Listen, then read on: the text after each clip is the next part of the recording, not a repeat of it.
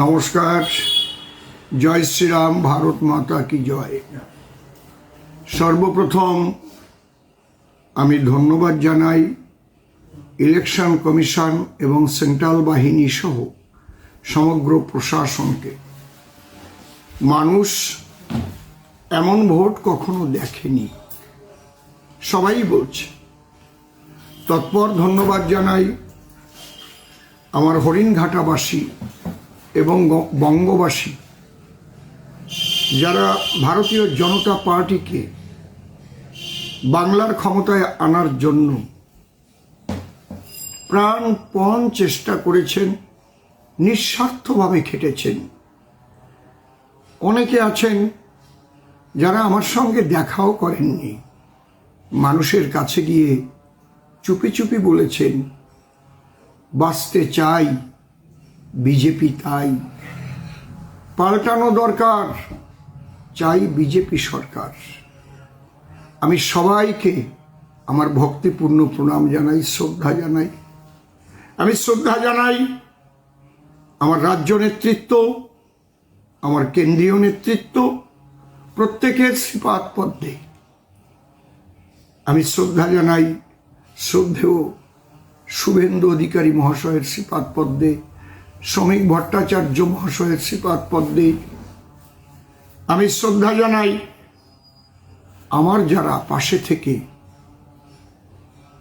যারা নিঃস্বার্থভাবে বিজেপিকে আনবার জন্য জীবন দিয়ে খেটেছেন এবং নিজে কিছুই চাননি, শুধু বারবার বলেছেন সরকার মশাই বিজেপি আসবে তো। আমরা আপনাদের কাছে কিছু চাই না, শুধু চাই বাংলায় পদ্ম ফুটুক। আজ পদ্মগন্ধে বাংলা ভরে যাবে, 4 তারিখেই দেখতে পাবেন আপনারা, পদ্মগন্ধে বাংলা ভরে যাবে। আর জয় বাংলা ধ্বনি এখানে থাকবে না, কারণ জয় বাংলা আমাদের নয়, জয় বাংলা ওপার বাংলার ধ্বনি। জয় বাংলা যারা বলে তারা তলে তলে জামাত ইসলামের সঙ্গে যোগাযোগ করে চলে, আর যারা ভারত মাতা কি জয় বলে তারা ভারতবর্ষকে রক্ষা করবার জন্য যখন তখন নিজের জীবন উৎসর্গ করে দিতে পারে। সবাইকে ধন্যবাদ জানাই, সবাই ভালো থাকবেন। ধন্যবাদ জানাই কেন্দ্রীয় নেতৃত্ব, আমার বিশ্বপ্রিয় প্রধানমন্ত্রী নরেন্দ্র মোদীজি সহ, আমার অমিত শাহজি সহ, যারা যারা প্রত্যেকটা বিধানসভায়, প্রত্যেকটা লোকসভায় প্রহরী হয়ে কাজ করেছেন। ছত্তিশগড়, উত্তরপ্রদেশ, রাজস্থান, উড়িষ্যা, বিহার, ত্রিপুরা, বিভিন্ন প্রভিন্স থেকে যারা এসেছেন, তাদের একটা মাত্র উদ্দেশ্য ছিল পশ্চিমবাংলায় পদ্ম ফুটানো। আমি তাদের শ্রদ্ধা জানাই। যারা যুব প্রহরী, যারা মহিলা মোর্চার প্রহরী হয়েছিলেন, যারা প্রত্যেকটা মোর্চার প্রহরী হয়ে এসেছিলেন, আমি প্রত্যেককে শ্রদ্ধা জানাই। আজ বাংলায় পদ্ম ফুল ফোটানো কারিগর যিনি ইলেকশনটাকে পরিচালনা করেছেন, আমার বানশালজি, সুনীল বানশালজি, অমিত মালব্যজি সহ যারাই যেখানে বসে কাজ করেছেন, আমার অমিতাভ চক্রবর্তী মহাশয়, আমি সবাইকে শ্রদ্ধা জানাই। সুকান্ত মজুমদার মহাশয়, দিলীপ ঘোষ মহাশয়, তারা লড়াই দিয়েছেন। তাদের তিলে তিলে লড়াইয়ের কারণে আজ আমরা এখানে এসেছি। আমি শ্রদ্ধা জানাই যে মানুষগুলো আজ বৃদ্ধ হয়ে গেছে, আমার কাশীশ্বর কীর্তনিয়ার মতো যারা, যখন এই বিজেপির পতাকা ধরা একটা মানুষ পাওয়া যেত না, তারা আগে জনসংঘ করতেন। সেখান থেকে তারা ভারতীয় জনতা পার্টিতে এসে সেই জনসংঘই ভারতীয় জনতা পার্টি হওয়ার ফলে আজকে সেই বৃদ্ধ মানুষগুলো হয়তো চলতে পারে না। আজ তারা মনে প্রাণে শান্তি পাবেন।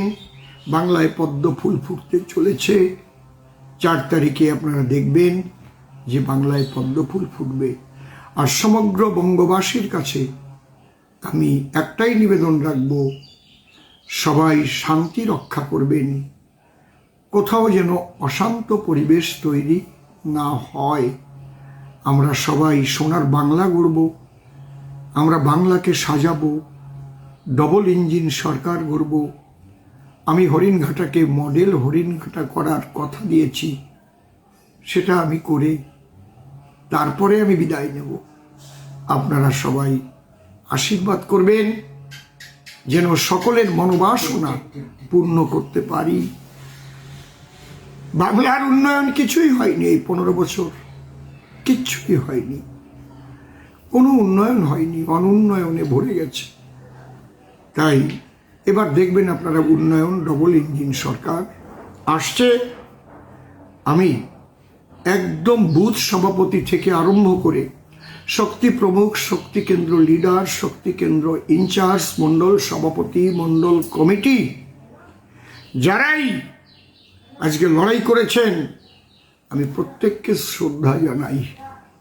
আমার ইলেকশন ম্যানেজমেন্ট কমিটি থেকে আরম্ভ করে গোপনে যারা কাজ করেছেন, যারা মানুষের সামনে আসেননি কিন্তু তারা বসে বসে কাজটা করেছেন, আইটি সেলের কাজ করেছেন, সোশ্যাল মিডিয়ার কাজ করেছেন, প্রত্যেকের এক একটা ভূমিকা রয়েছে।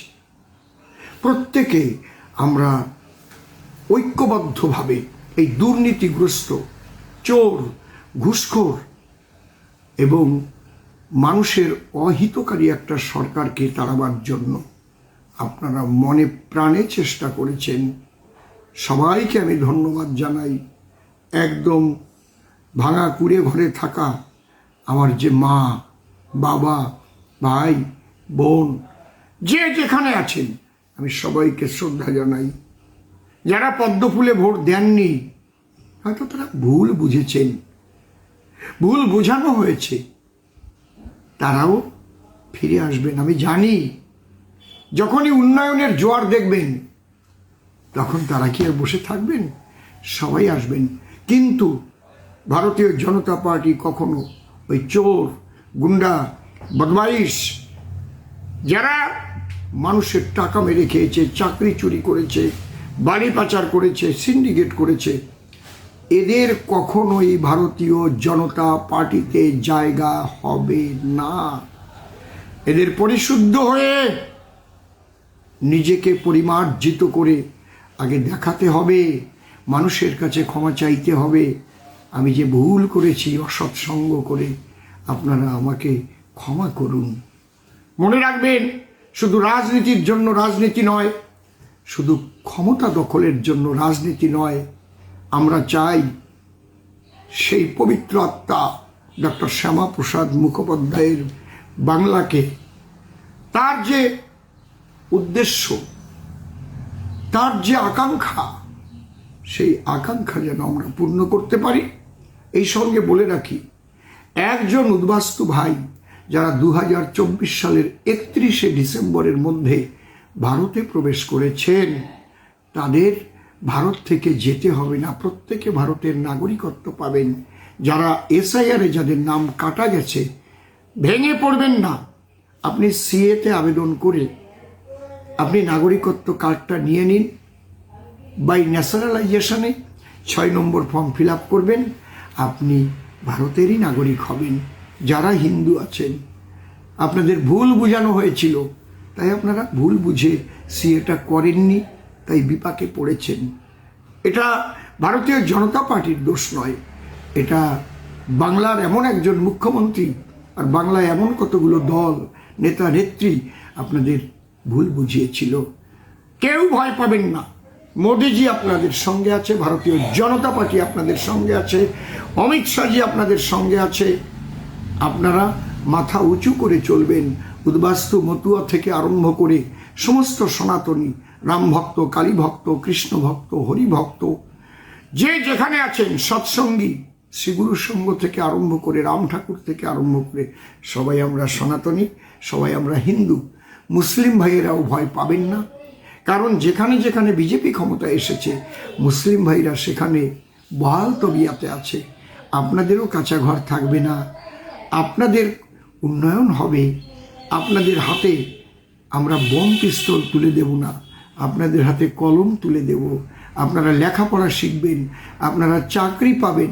কিন্তু আপনাদের এই যে মানসিকতা, যে মুসলমান সেই একমাত্র আপনাদের বন্ধু, অমুসলমান সব কাফের, এই মানসিকতাটাকে দূর করুন। মানুষকে ভালোবাসতে শিখুন। বোঝনে মানুষ ভাই, সবার উপর মানুষ সত্য, তাহার উপর নাই। কে হিন্দু, কে মুসলমান, জন্ম মৃত্যুতে সবই সমান।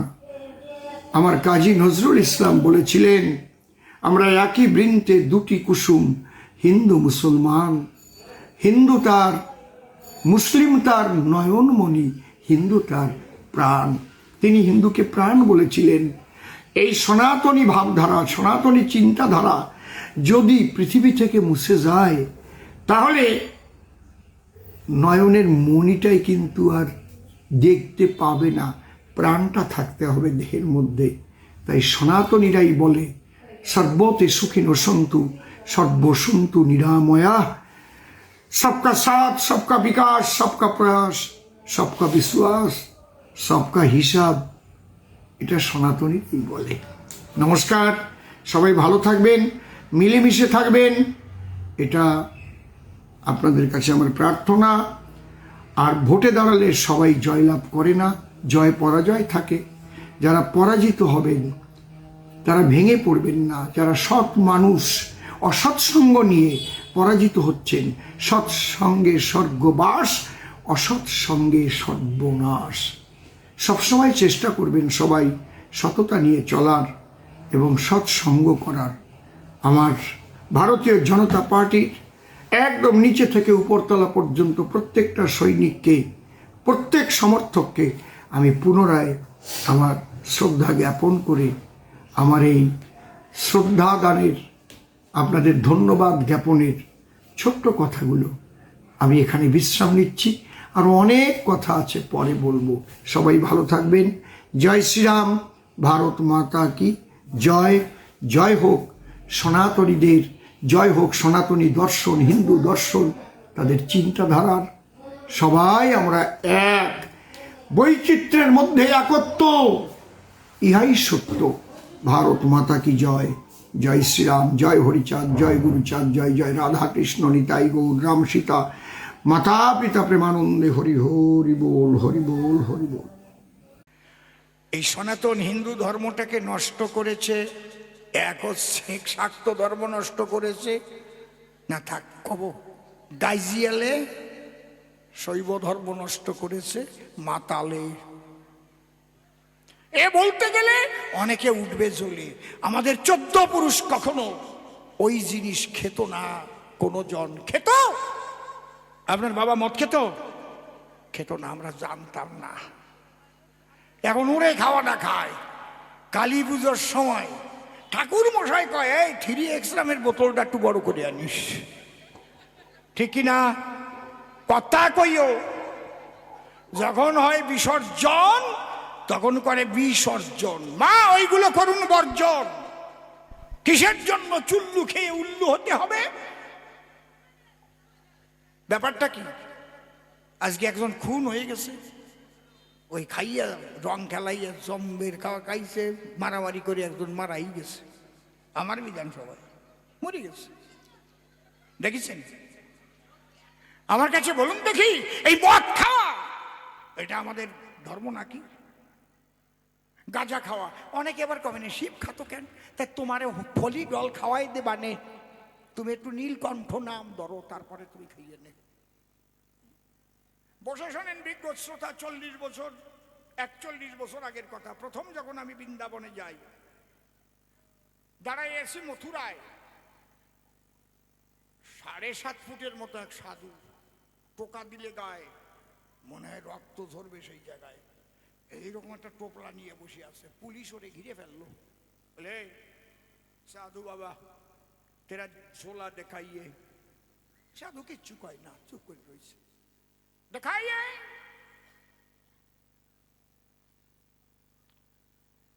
কিছু কয় না।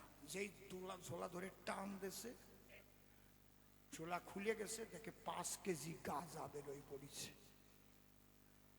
পুলিশ বলছে, সাধু বাবা तेरा झोला में क्यों 5 केजी गंजा है।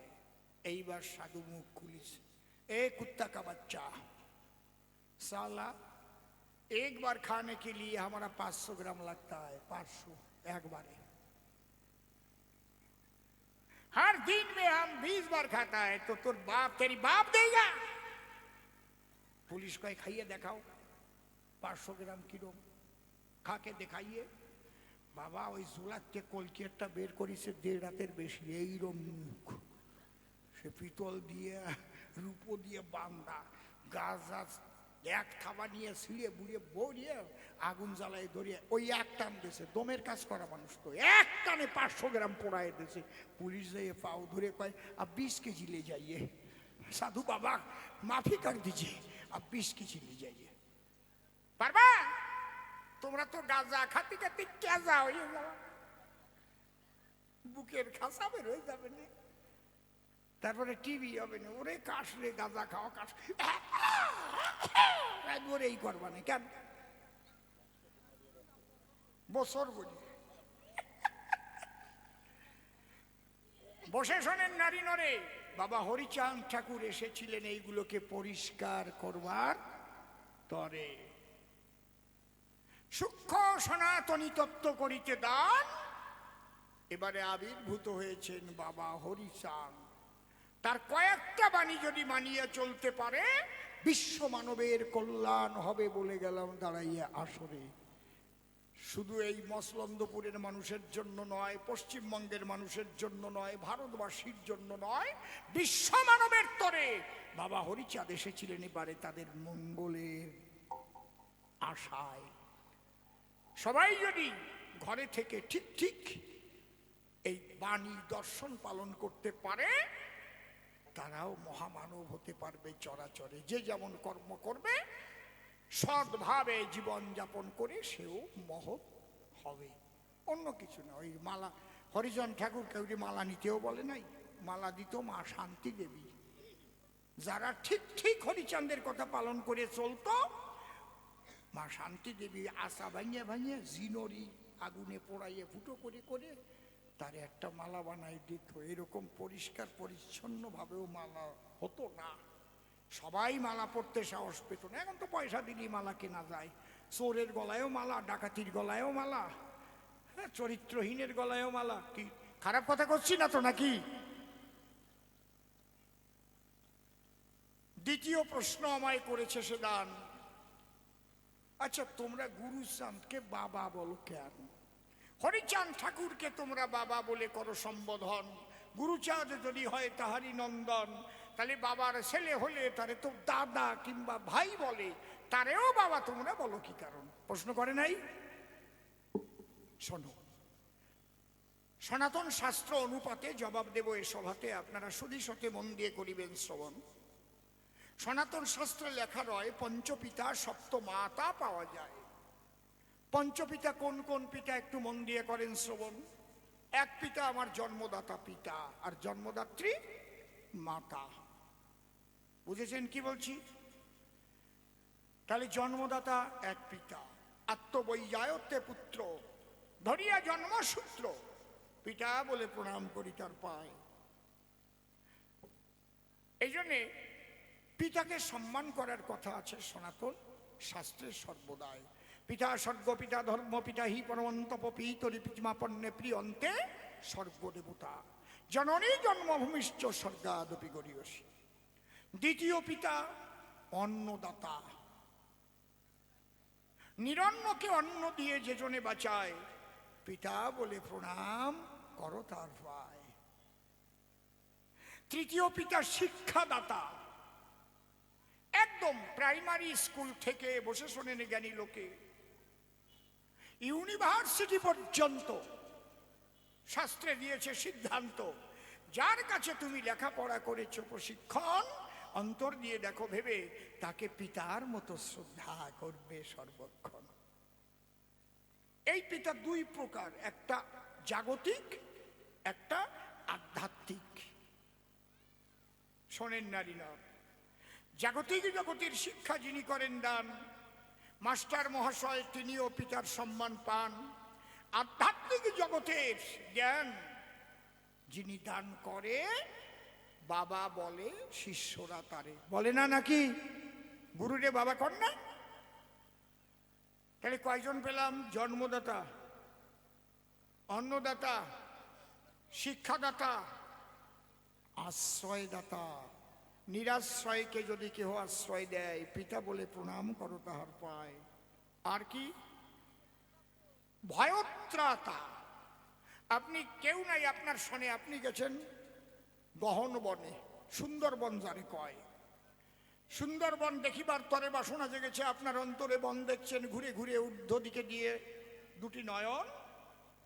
হঠাৎ রয়্যাল বেঙ্গল টাইগার এসে গেছে আপনার ধার, আপনাকে করিবে ভক্ষণ। যদি আপনার চোখে ওই বাঘ পড়ে, কি অবস্থাটা হবে আপনার ভিতরে? একটু মনে মনে করেন তো চিন্তন। আর তো বাঁচব না, ওরে বাবা রে, গেছি রে। ও বাঘে থাবা দেওয়ার আগে এমনি পড়ে যাবে, ঠিক না নাকি? বাঘের ভয়, বাঘ যখন দেখা দেবে। এই মৃত্যু ভয় থেকে যদি কেহ বাঁচায়, হয়তো কোনো শিকারি এলো, ফাঁকা আওয়াজ করে বাঘটাকে তাড়িয়ে দিল, তাকেও বাবা বলো, প্রণাম করো তার রাঙা পায়ে। মৃত্যুর হাত থেকে যে জনে বাঁচায়। তাহলে আমরা কি বললাম? জন্মদাতা, শিক্ষাদাতা, অন্নদাতা, আশ্রয়দাতা, ভয়ত্রাতা। পঞ্চপিতার স্ত্রী পঞ্চমাতা, মিথ্যা কথা নয়। আরো দুটো মা বাকি আছে, বলবো আমি আপনাদের কাছে। এক মা জননী জন্মভূমিশ্চ, অর্থাৎ এই যে জন্মভূমি আমার ভারত ভূমি, তাকেও মা বলে প্রণাম করতে হয়। আর একটা মা বাকি আছে, এইটা একটু সাক্ষী নিয়ে বলবো আপনাদের কাছে, আগে ফটাস করে কইয়ে ফেলবো না। আচ্ছা ওমা শোনো, আমি বলতেছি বলে যে তোমরা একেবারে না জানলি কইয়ে ফেলবা, হ্যাঁ জানি জানি, এরকম করবে না কিন্তু, সত্যি কথা কবা। গোফাগুনা পূজা বলে কিছু আমাদের আগে করতো, এটা তোমরা জানো কেউ? গোফাগুনা, হাত তোলো কারা কারা জানো? আমি সাক্ষী মানতেছি কেন তা আমি পরে বলতেছি। গোফাগুনা পূজা কি কোনো মন্দিরে হতো? কোন জায়গায় হতো? গোয়াল ঘরে। বাবা ভাই সব জানে, নিজে লোক একেবারে মাইরি। শত শত বছর ধরে গোমাতার পূজা হয়ে এসেছে আমাদের ভিতরে গোয়াল ঘরে। যদি কোনো গাভী বাচ্চা দিত, দই খই মিষ্টান্ন রান্না করে গোয়াল ঘরে সেই গাভীর পূজা দিত, ধূপ ধুনা দিয়ে পূজা দিত, ঠাকুর মশাই আসতো, ঘুরিয়ে ঘুরিয়ে প্রসাদ খাইয়ে বেড়াতাম। আর গায়ে যেন কিসের ছাপ দিত মনে আছে? চালের গুঁড়ো আর কলকে দিয়ে গায়ে পুজো দেওয়া। এইটা কলাম কেন? গোমাতার কথা। কারণ আমি যদি ওনাকে কাছে সাক্ষী না মানিয়ে কথাম, তাহলে কেউ হয়তো কত শালা বিজেপির এমএলএ বলে এই কথা কইছে, এই গোমাতার পুজো করার কথা। এই মায়ের কবি গান গাতে গেলে অনেক বেদলে পড়ে যাই, বুঝতে পারছেন? এই জন্য আগে সাক্ষী মানিয়ে নিলাম। কোথাকার কে কোন দল কবে তৈরি হয়েছে? শত শত বছর আগে আমাদের মধ্যে এই সংস্কৃতি আছে। আমার সমাজের মানুষ যারা এই গোমাতাকে মাতৃ সম্মান দিয়ে পূজা করত, তারা আমাদের কি কেউ এসে শিখাই দিছিল নাকি? কথা বুঝেছেন কি বলছি? তাহলে এই পঞ্চপিতা সপ্তমাতা উল্লেখ করে যাই। গুরুচাঁদ কোন পিতা প্রমাণ দেব তাই। এত কথা কলাম কেন, এবার আসল জায়গায় যাব। একজন মাস্টার মশাই, তিনি ছাত্রকে পড়াইয়ে যদি বাবার সম্মান পায়, মাস্টার মশাই বইটাও লেখে নাই বা পড়ায়, এখন ছোটকালে এই পড়, কয় কাকা তোর মাথায় ছুটি, ক্ষয় খেকশিয়ালি পালায় ছুটি, গয় গরু বাছুর দাঁড়িয়ে আছে, ভয় গুগু পাখি ডাকছে গাছে, উময় নৌকা মাঝি ব্যাং, চয় চিটে বাঘের সরু ঠেয়।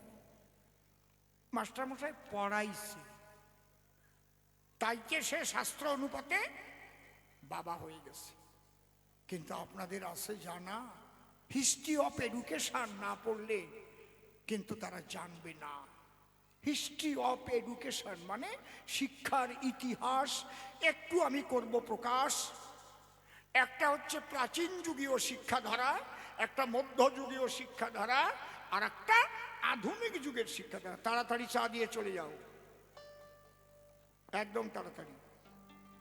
আমার কথা শোনার জন্য বহু লোক বসে আছে, কথা কই না কেউ। প্রাচীন যুগে মানুষ শিক্ষিত কিভাবে হতো, লেখাপড়া কিভাবে শিখত? গুরুগৃহে যেতে হতো। বসে শোনেন সুধীজনা, সমাজের 85% মানুষের সেখানে অধিকার ছিল না। দলিত, পতিত, লাঞ্ছিত, বঞ্চিত সমাজের মানুষের দ্বারায় লেখাপড়া শেখা হতো না। লেখাপড়ার কত প্রয়োজন এইটা আগে করতে হবে একটু বিশ্লেষণ। ভগবান শ্রীকৃষ্ণ, কৃষ্ণ জনার্দন, যাকে বলা হচ্ছে ঈশ্বর পরম কৃষ্ণ সচ্চিদানন্দ বিগ্রহ, অনাদিরাদি গোবিন্দ সর্বকারণে কারণম, এতে চাংশ কলপুংস কৃষ্ণস্তু ভগবান স্বয়ময়ম, ইন্দ্রাদি বেকুলং লোকং মৃয়ন্তি যুগে যুগে। কৃষ্ণ ভজিতে কেন করো রোষ, এক কৃষ্ণ ভজিলে সব দেবতা সন্তোষ। তাহলে তিনি সর্বজ্ঞ, সর্বশক্তিমান। সেই কৃষ্ণ লেখাপড়া শিখতে গেল কেন? কি হলো রে? সেই কৃষ্ণ লেখাপড়া শিখতে গেল কেন? কন্ত কার বাড়ি গেছিল দেখি কেউ জানে নাকি? রাইট, সন্দীপনী মুনির ঘরে কৃষ্ণ বলরাম লেখাপড়া করে। তাহলে লেখাপড়ার দাম আছে, ভগবান হয়েও লেখাপড়া শিখেছে, কায়দা আছে। সেই কৃষ্ণ রাধা দুটি অঙ্গ মিলে হয়ে শিবৌরাঙ্গ, সঙ্গে নিয়ে সাঙ্গপাঙ্গ, নবদ্বীপে বাজিয়েছিল মৃদঙ্গ, হরিনাম করিয়া কীর্তন। সেই মহাপ্রভু লেখাপড়া শিখতে করেছিল কি গমন? গেছিল নাকি? এটা মধ্যযুগ, মধ্যযুগের টোল তৈরি হয়েছিল। মহাপ্রভু কি টোলে গেছিল? কথা কও না কেন? এটা কেমন সনাতন ধর্মের মানুষ? মহাপ্রভু লেখাপড়া শেখার তরে গিয়েছিলেন বিদ্যা নিধির টোলের ভিতরে। সেখানে লেখাপড়া শেখার পরে নিজে এসে টোল খুলেছিল। লেখাপড়ার মূল্য কত এইটা ভাবুন আপনারা। শুধু শুধু শত যাদের আমরা অবতার বলে পূজা করি সর্বদাই, তারাও লেখাপড়া শিখতে গেছে। তাতে এতে কি প্রমাণ পাওয়া যাচ্ছে? লেখাপড়ার ভীষণ দরকার যদি শির দ্বারা খাড়া করে বেঁচে থাকতে হয়। আর যদি খালি বাবু বাবু কই ওরা, হ্যাঁ বাবু ও বাবু বাবু বাবু বাবু, তোমার আর বাবু লাগলো না। কিন্তু দুঃখের বিষয় ভাই, কোনো অবতার আজ পর্যন্ত দলিত, পতিত, লাঞ্ছিত, বঞ্চিত সমাজের মানুষের জন্য একটা স্কুল তৈরি করে যায় নাই।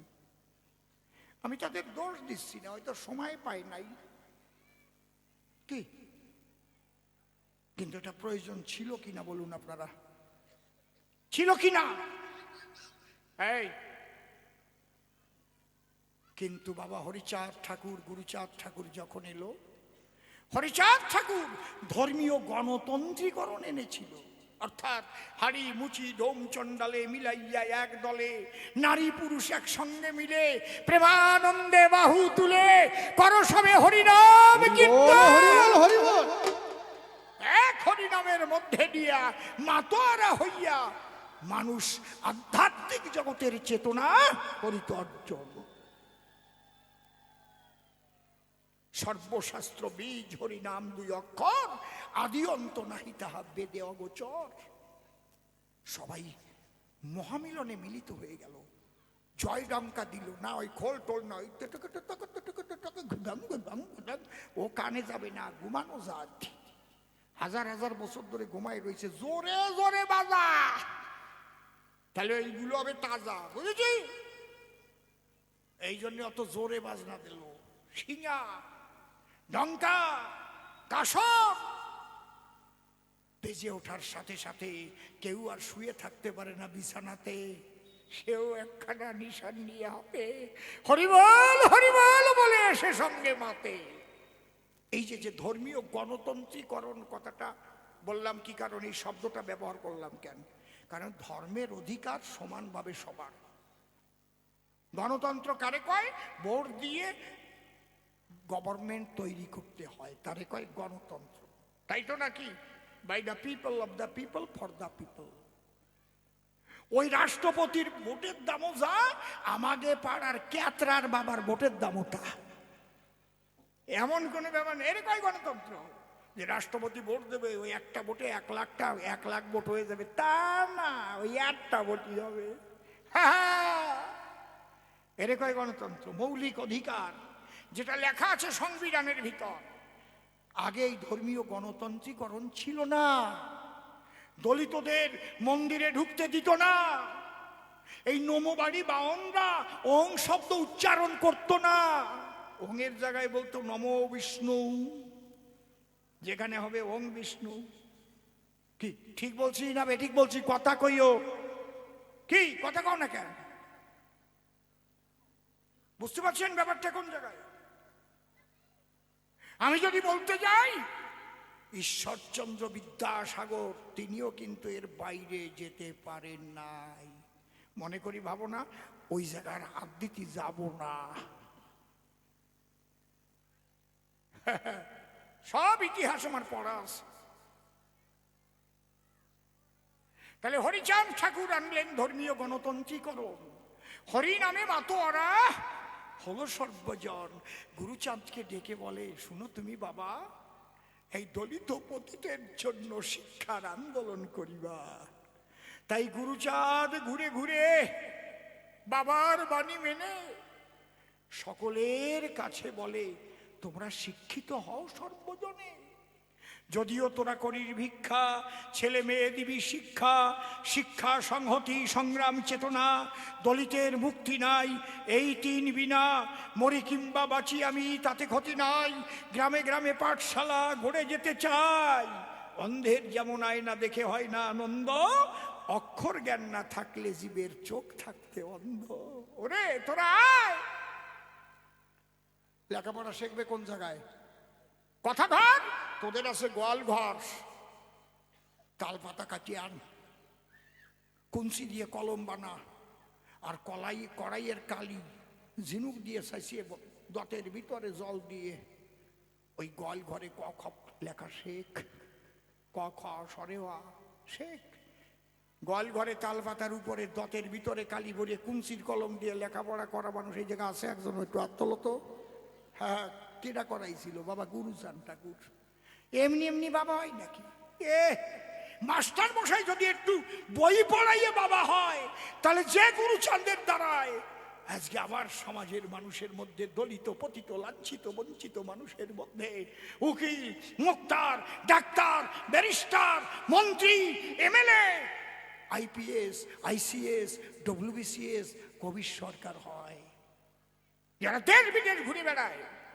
Hori, you are my security, so I have got very beauty. My duty is always your name. I thought I am the greatest leader. All things are your game. You have given my soul and my best health. You have given me all worldly wealth. So you are very charitable man. No other can be the same. My duty is always your name. এই শক্তি পেলাম কোথা? বসে শোনেন বিজ্ঞ শ্রোতা, যদি গুরুচাঁদ জগতে পিতা জগতে আবির্ভূত না হতো, এই সমাজের মানুষ যারা জ্যান্ত থাকতে ছিল মরা, তাই আমার গুরুচাঁদকে বাবা আর বলবো আমি কত। একবার বাবা বললে কি ঋণ শোধ হয়? বলো সবাই মিলে বাবা গুরুচাঁদের জয়। একবার হরিধ্বনি উলুধ্বনি দিয়ে বাবা গুরুচাঁদকে সম্মান জানাইয়ে কোটি কোটি প্রণাম করো সেই বাবা গুরুচাঁদের পায়। এখন সরকারি শিক্ষায় সর্বশিক্ষা অভিযানের কথা কয়, অনেক আগে বাবা গুরুচাঁদ ঠাকুর সে কথা বলে গেছেন থাকিয়া ওই পার বাংলায়। সবার জন্য শিক্ষার অধিকার চাই। নিজের ছেলেকে আগে সাব রেজিস্ট্রার বানিয়েছেন, নিজের নাতিকে ব্যারিস্টারি পাশ করে এনেছেন লন্ডন থেকে ওই সময়। সেই মানুষটার নাম গুরু চান। আমরা খালি খিচুড়ি খাইয়ে বেড়ালি হবে না, সন্তানদের লেখাপড়া শিখাইয়েন। কি বললাম? খারাপ কথা বললাম? কোন ঘরের সন্তানরা যেন অশিক্ষিত না রয়। শিক্ষিত হয়ে যদি চা বিক্রি করিও খায়, সে শিক্ষিত মানুষের চাটাও ভালো হয়, বুঝলে? আমি অসীম সরকার একটা টাইমে গাড়িতে হকারি করেছি, একটা টাইমে গাড়িতে দোতারা বাজায় ভিক্ষা করেছি। যখন হকারি করতাম একজন MA পাস হকারকে পেয়েছিলাম। সে লোকটা MA পাস, চাকরি পায় নাই, ওই ধূপকাঠি বিক্রি করে। একজন আমলকি বিক্রি করতো, আমলকি বিক্রি করে 5টা ছেলেরে উকিল বানাইছে। আসামল আমাদের সাথে মাঝে মাঝে দেখা হয়েছে ওই ওই ব্যান্ডেল লাইনে, নৈয়াটি বাড়ি। এখনো যায়, সে বুড়ো হয়ে গেছে, ওই আমলকি নিয়ে যায়। আমি বললাম, আপনি সেই সময়, আমি যখন বিক্রি করতাম সেই সময় আপনি? আমি 5টা ছেলে আমার উকিল হয়েছে আমলকি বেছে বেছে, জজ কোর্টের উকিল, হাইকোর্টের উকিল। আমি বাড়ি থাকতে পারি না, তাই আমলকি নিয়ে আমি একটু গাড়িতে ঘুরে যাই। বুঝেছেন? যদিও তোরা করিস ভিক্ষা, ছেলে মেয়ে দিবি শিক্ষা। এই জন্য গুরুচাঁদকে বাবা আমরা বলি সর্বজন। আর তত্ত্বের ঘরে যদি যাই, যিনি ভোলানাথ গোসাই, শিব পাগলা পঞ্চানন, তিনি এবার শ্রীহরির পুত্র হয়ে করেছেন অবতরণ।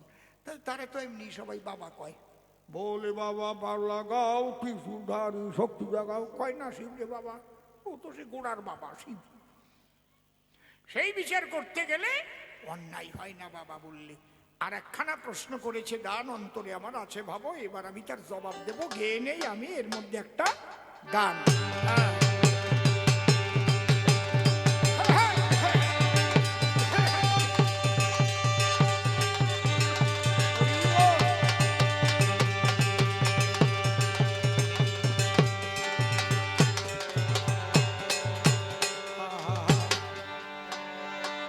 তোরা কে যাবি সে আয়,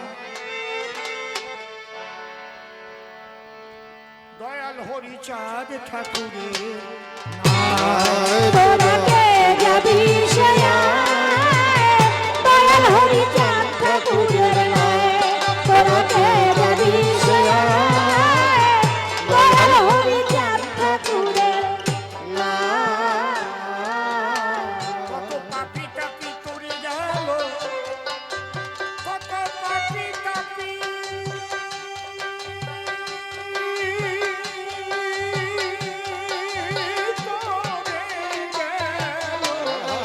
পাপি টাপি তোরে গেল হরিচাঁদের করুণায়। কে যাবি সে আয়, দয়াল হরিচাঁদ ঠাকুরের নায়। তোরা কে যাবি সে আয়, দয়াল হরিচাঁদ ঠাকুরের নায়। একটা প্রশ্ন করেছে যথাযথ, মতুয়া দর্শনটা, মতুয়া মতবাদটা কি উদ্ভূত না আরোপিত? উদ্ভূত এবং আরোপিত দুটি শব্দের ব্যাখ্যা করেছে নিশ্চয়। উদ্ভূত মানে কারো সঙ্গে মিল নেই, আর আরোপিত মানে পূর্ব লীলার সঙ্গে আরোপ করা। অনেক সময় কয় না, আর একদম পাগল বিজয় সরকারের মতো বাক্যা দিয়ে গান গায়, এই যে আরোপ করা। কেউ বলবে না একবারে মনে হয় রসিক বাবুর মতো গান গাছ, এই আরোপ করা। অবশ্যই মতুয়া মতবাদ আরোপিত, সনাতনে আরোপিত। যদি আলাদা হতো তাহলে শিখ ধর্ম, ইসলাম ধর্ম, বৌদ্ধ ধর্ম, যে কোনো একটা ওই আলাদা আলাদা ধর্ম হয়ে যেত। আমার হরি ঠাকুর তো নিজেই বলেছে, তারক গোসাইয়ের কলমে আছে, একটু আগে বলেছি আমি, মানব কুলে আসিয়া যশবন্ত সুত হইয়া জন্ম লইয়া সফলা নগরী, প্রচারিল গুরুগম্য সূক্ষ্ম সনাতন ধর্ম, জানাইল এ জগৎ। তাহলে আরোপ করে আলাদা না তো? তারক গোসাই মহাসংকীর্তন, অশ্বিনী গোসাই হরি সংকীর্তন, দেখেন, পড়ে দেখেন, পড়লে পেয়ে যাবেন। দেখবেন তার উপর একটা গান লেখা আছে, আমি হয়েছি পাগল আর হব কি, পাগল হতে আর বাকি আছে। এর মধ্যে পদগুলো কি, একদম শেষের পদটা একটু দেখেন, নিত্যধামে গোপীর প্রেমে সহজ পাগল হরিচাঁদ। এই যে আরোপ, কোন প্রেমে? গোপীর প্রেমে পাগল আমার হরিচাঁদ। নিত্যধামে গোপীর প্রেমে সহজ পাগল হরিচাঁদ। সেই পাগলের জন্য হয় উন্মত্ত পাগল গোলক চাঁদ। এই জন্য গোলক চাঁদ কি বলতো? গোলক পাগল জয় হরি বল, গৌর হরি বল, এই, হরি বল, গৌর হরি বল, জয় হরি বল, গৌর হরি বল। জয় হরি বল, গৌর হরি বল। মানে ওই গৌর লীলা এরা সবাই ছিল। গৌর লীলা সাঙ্গ করি, সাঙ্গ পাঙ্গ সঙ্গে ধরি, হয়েছে ওরা কান্দির হরি। হরিচাঁদের জন্ম বৃত্তান্ত দেখলেও তাই পাওয়া যাবে। রামকান্তের বরে যশমন্তের ঘরে শ্রীহরি আবির্ভূত হয়েছে এবারে। তাহলে এটা আরোপিত, কোন মতবাদ আরোপিত? সনাতনী, সূক্ষ্ম সনাতনী মতবাদ আরোপিত। কে যাবি সে আয়, দয়াল হরি চাঁদ ঠাকুরের নয়, তোরা কে যাবি সে আয়। দয়াল হরি চাঁদ ঠাকুরের নয়। রাধা প্রেমের ঋণী হয়ে কৃষ্ণ রসময় গৌর হয়ে এসেছিলেন সোনার নদিয়ায়। সেই গৌর হরি হলেন হরি, গৌর হরি হলেন হরি, গৌর হরি হলেন হরি, পতিত উদ্ধারের দায়। কে যাবি সে আয়। দয়াল হরি চাঁদ ঠাকুরের নয়, তোরা কে যাবি সে আয়। দয়াল হরি চাঁদ ঠাকুরের নয়। লাগে না আর তন্ত্র মন্ত্র বললে হরি বল, সকল বীজের সার হরি নামার নয়নের জল। কত অচল তরি হলো সচল, অচল তরি হলো সচল, অচল তরি হলো সচল, হরিচন্দ্রের মহিমা। কে যাবি সে আয়।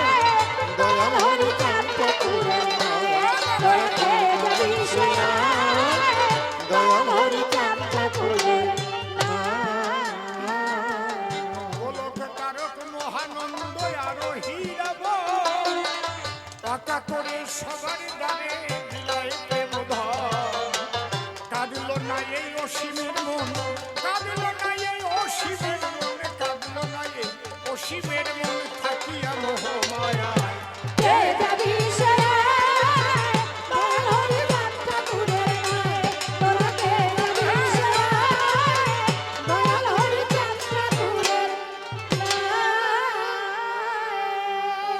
যেভাবে যে প্রশ্নপত্র করেছিল এক একটা ধরে ধরে দিলাম সমাধান। অন্তরে অন্তরে হলাম বড় সুখী, জবাব দিতে পারে রাখি নাই বাকি। এরপরে নির্মল আসরে আসবে, নূতন নূতন প্রশ্ন উপস্থাপনা করবে। তারপরে সে যাবার পরে মনে আছে, ভাবো আমি এসে সবার পাশে আবার জবাব দেব। শেষ হয়ে যায় নাই কিন্তু এই কবিতার, শান্ত হয়ে সবাই বসিয়া যান। তার আগে একটা কথার আছে প্রয়োজন, যে কথাটি আমার কাছে করেছে বর্ণন। এখানে অনেক কষ্ট করে এই উৎসবটা করে, আপনারা ভক্তবৃন্দ আসছেন সভা করে, আমার মাধ্যমে কিছু ভিক্ষা তারা চায়, যাতে তাদের একটু সহযোগিতা হয়। তাই আপনাদের কাছে আমি করি নিবেদন, এসেছেন আপনারা ভকত সুজন, এখানে তো খারাপ কথা আলোচনা হয় নাই নাকি? যে কথাগুলো হয়েছে তাতে কি মানুষের কল্যাণকর না অকল্যাণকর? তাই তো নাকি? তাহলে এমন জায়গায় আপনারা এসেছেন ভাই, যদি আমরা কিছু ভিক্ষা চাই, কেনই বা দেবেন না যার কাছে আসে। এইবার কমিটি যাও সবার কাছে, কমিটির লোকজন গেল কোন জায়গায়, ওনাদের কাছে না গেলে কি আর ভিক্ষা দেয়? কেউ কিন্তু উঠিয়া আসবে না রে ভাই, ভিক্ষা নিতে হলে কাছে যাওয়া চাই। এই জন্য কমিটির কাছে করি নিবেদন, থালা কিংবা ঝোলা নিয়ে হোক আগমন, সকলের কাছে আপনারা গেলে নিশ্চয়ই দেবে সবাই দেল খুলে। আমি তো সাওয়ার বেলা সেজে গেলাম ভাই, না গেলে দেবে না তাও বলে যাই। এরা রেডি নাই মনে হয় না? আচ্ছা রেডি হয়ে আসুক, আমি আমার কথা বলে গেলাম। আমি কেন বেশিক্ষণ বলি বারে যাই, তবে বেশি বলে আবার আর প্রয়োজন নাই। যেভাবে তো হয়েছিল আলোচনা, আমি তা এক এক করে করেছি বর্ণনা। এরপরে আবার এসে গিয়ে দর্শন, নূতন প্রশ্ন করুক উত্থাপন, তারপর আমি আবার আসরে আসিব, তার প্রশ্নের জবাব আমি দিয়ে যাব। প্রথমবারের ভাব আমার ক্ষান্ত হয়ে গেল। জয় জয় হরিচাঁদ, গুরুচাঁদ, তারকচাঁদ, হীরামণি গোলকচাঁদ, অশ্বিনী গোপাল চাঁদ, রাধা কৃষ্ণ নিতাই গৌর প্রেমানন্দে হরি হরি বল। মাতা পিতা প্রেমানন্দে হরি হরি বল। হরি বল। জয় বাবা।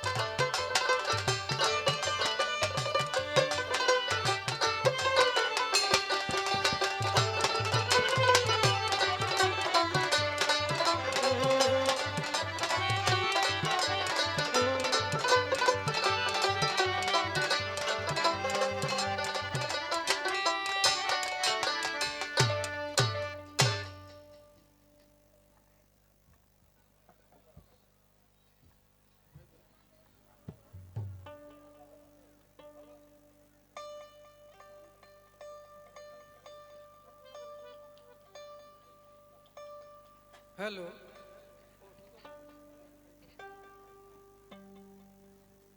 নমস্কার। এতক্ষণে পাগলের মুখে সুন্দর সুন্দর জবাব শুনলেন। আরো যাতে সুন্দর বলে সেই ব্যবস্থাটা করে যাই। তবে বিচরণ পাগল, পাগল মানুষের যে এত মধুর খবর কি করে জানে, এই যে ঠিক বললাম। মধুর গল্প দিয়ে গেছে না কি? পাগল মানুষ কোথায় কি মধু কাটে সেদিক লক্ষ্য যায়, তো ভাব তো ভালো না। ঠিক আছে, একটু চুপ করে বসেন, আমি ব্যবস্থা করে যাই আবার।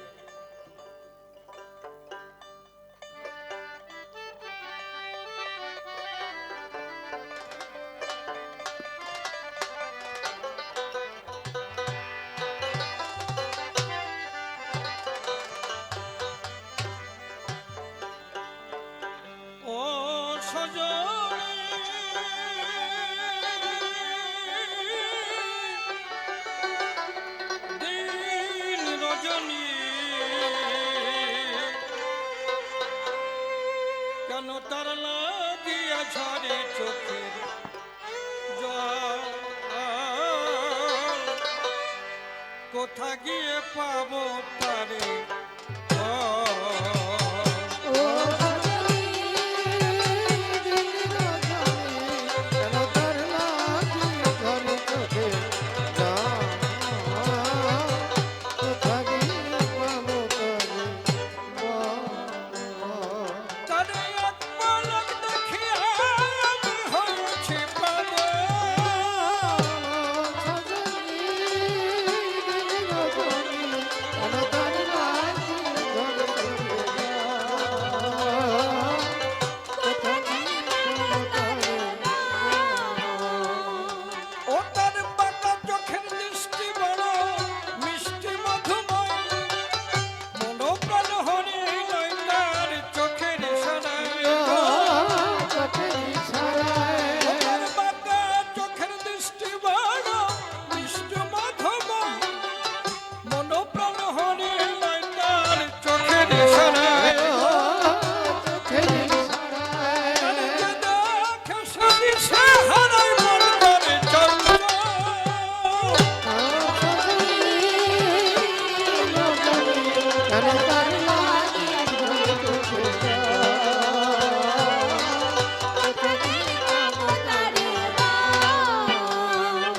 এই বিশ্বে যদি সবাই আমায় করে দেয় বিমুখ তারে বুকে পেলে আমার সেই তো সকল সুখ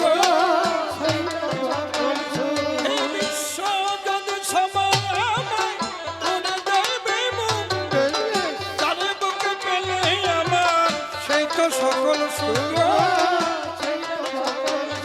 আমার জীবনে সেই ভাবা দুঃখ সকল মিথ্যের ভাব।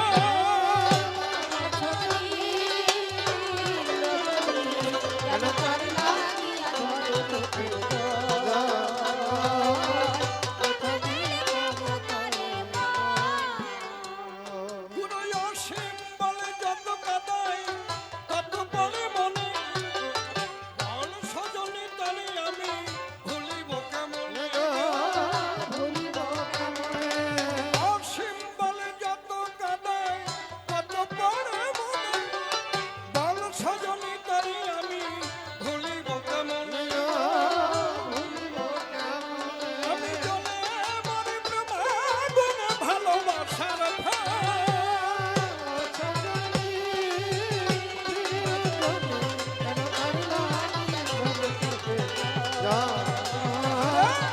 কোথা দিয়ে পাবো তারে যেভাবে প্রশ্ন করে গিয়েছিলাম প্রথমবারে পাগল এসে ধরে ধরে তার দিয়েছে সমাধান পাগলেরই জবাব শুনে পূর্ণ শান্তি পেয়েছে মনে আর বান্দার আগুনে ভরে গেছে পরাণ দাদা কি কও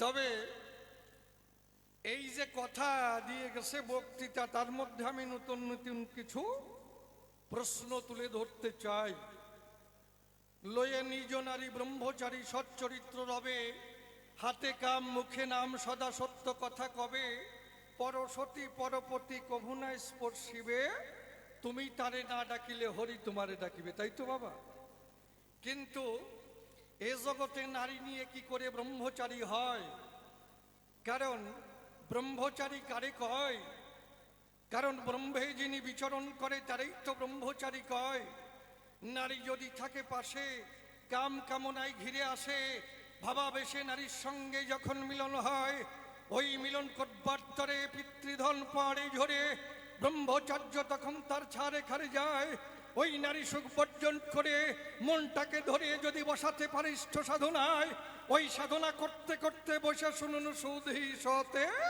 মনখানা তখন তার ইষ্টমুখী দায় তখন তার দ্বারাই কাজ হয় কিন্তু সেই নারীও থাকবে আবার পুরুষও থাকবে সংসার আদি করবে তার মধ্যে দিয়ে কি করে ব্রহ্মচর্য রক্ষা হয় কারণ আগুনের কাছে যদি মন রাখে কি হবে বাবা গলিয়ে যাবে খড়ের কাছে আগুন রাখলে কি হবে গলিয়ে যাবে কথা মিথ্যা নয় আগুনের কাছে মন রাখলে বসে শুনুন জ্ঞানী দলে যখন গলিয়ে একেবারে শেষ হয়ে যায় আবার খড়ের কাছে আগুন রাখলে তাও জানেন জ্ঞানী দলে খড় পুড়িয়ে ভস্মীভূত হয়। এইবার বসে শুনুন জ্ঞানী দলে, নারীর কাছে পুরুষ থাকলে ওই মোমের পরিণতি হয়, ওই খড়ের পরিণতি হয়। তাহলে সেই নারী নিয়ে জগতে কি করিয়া ব্রহ্মচারী হয়।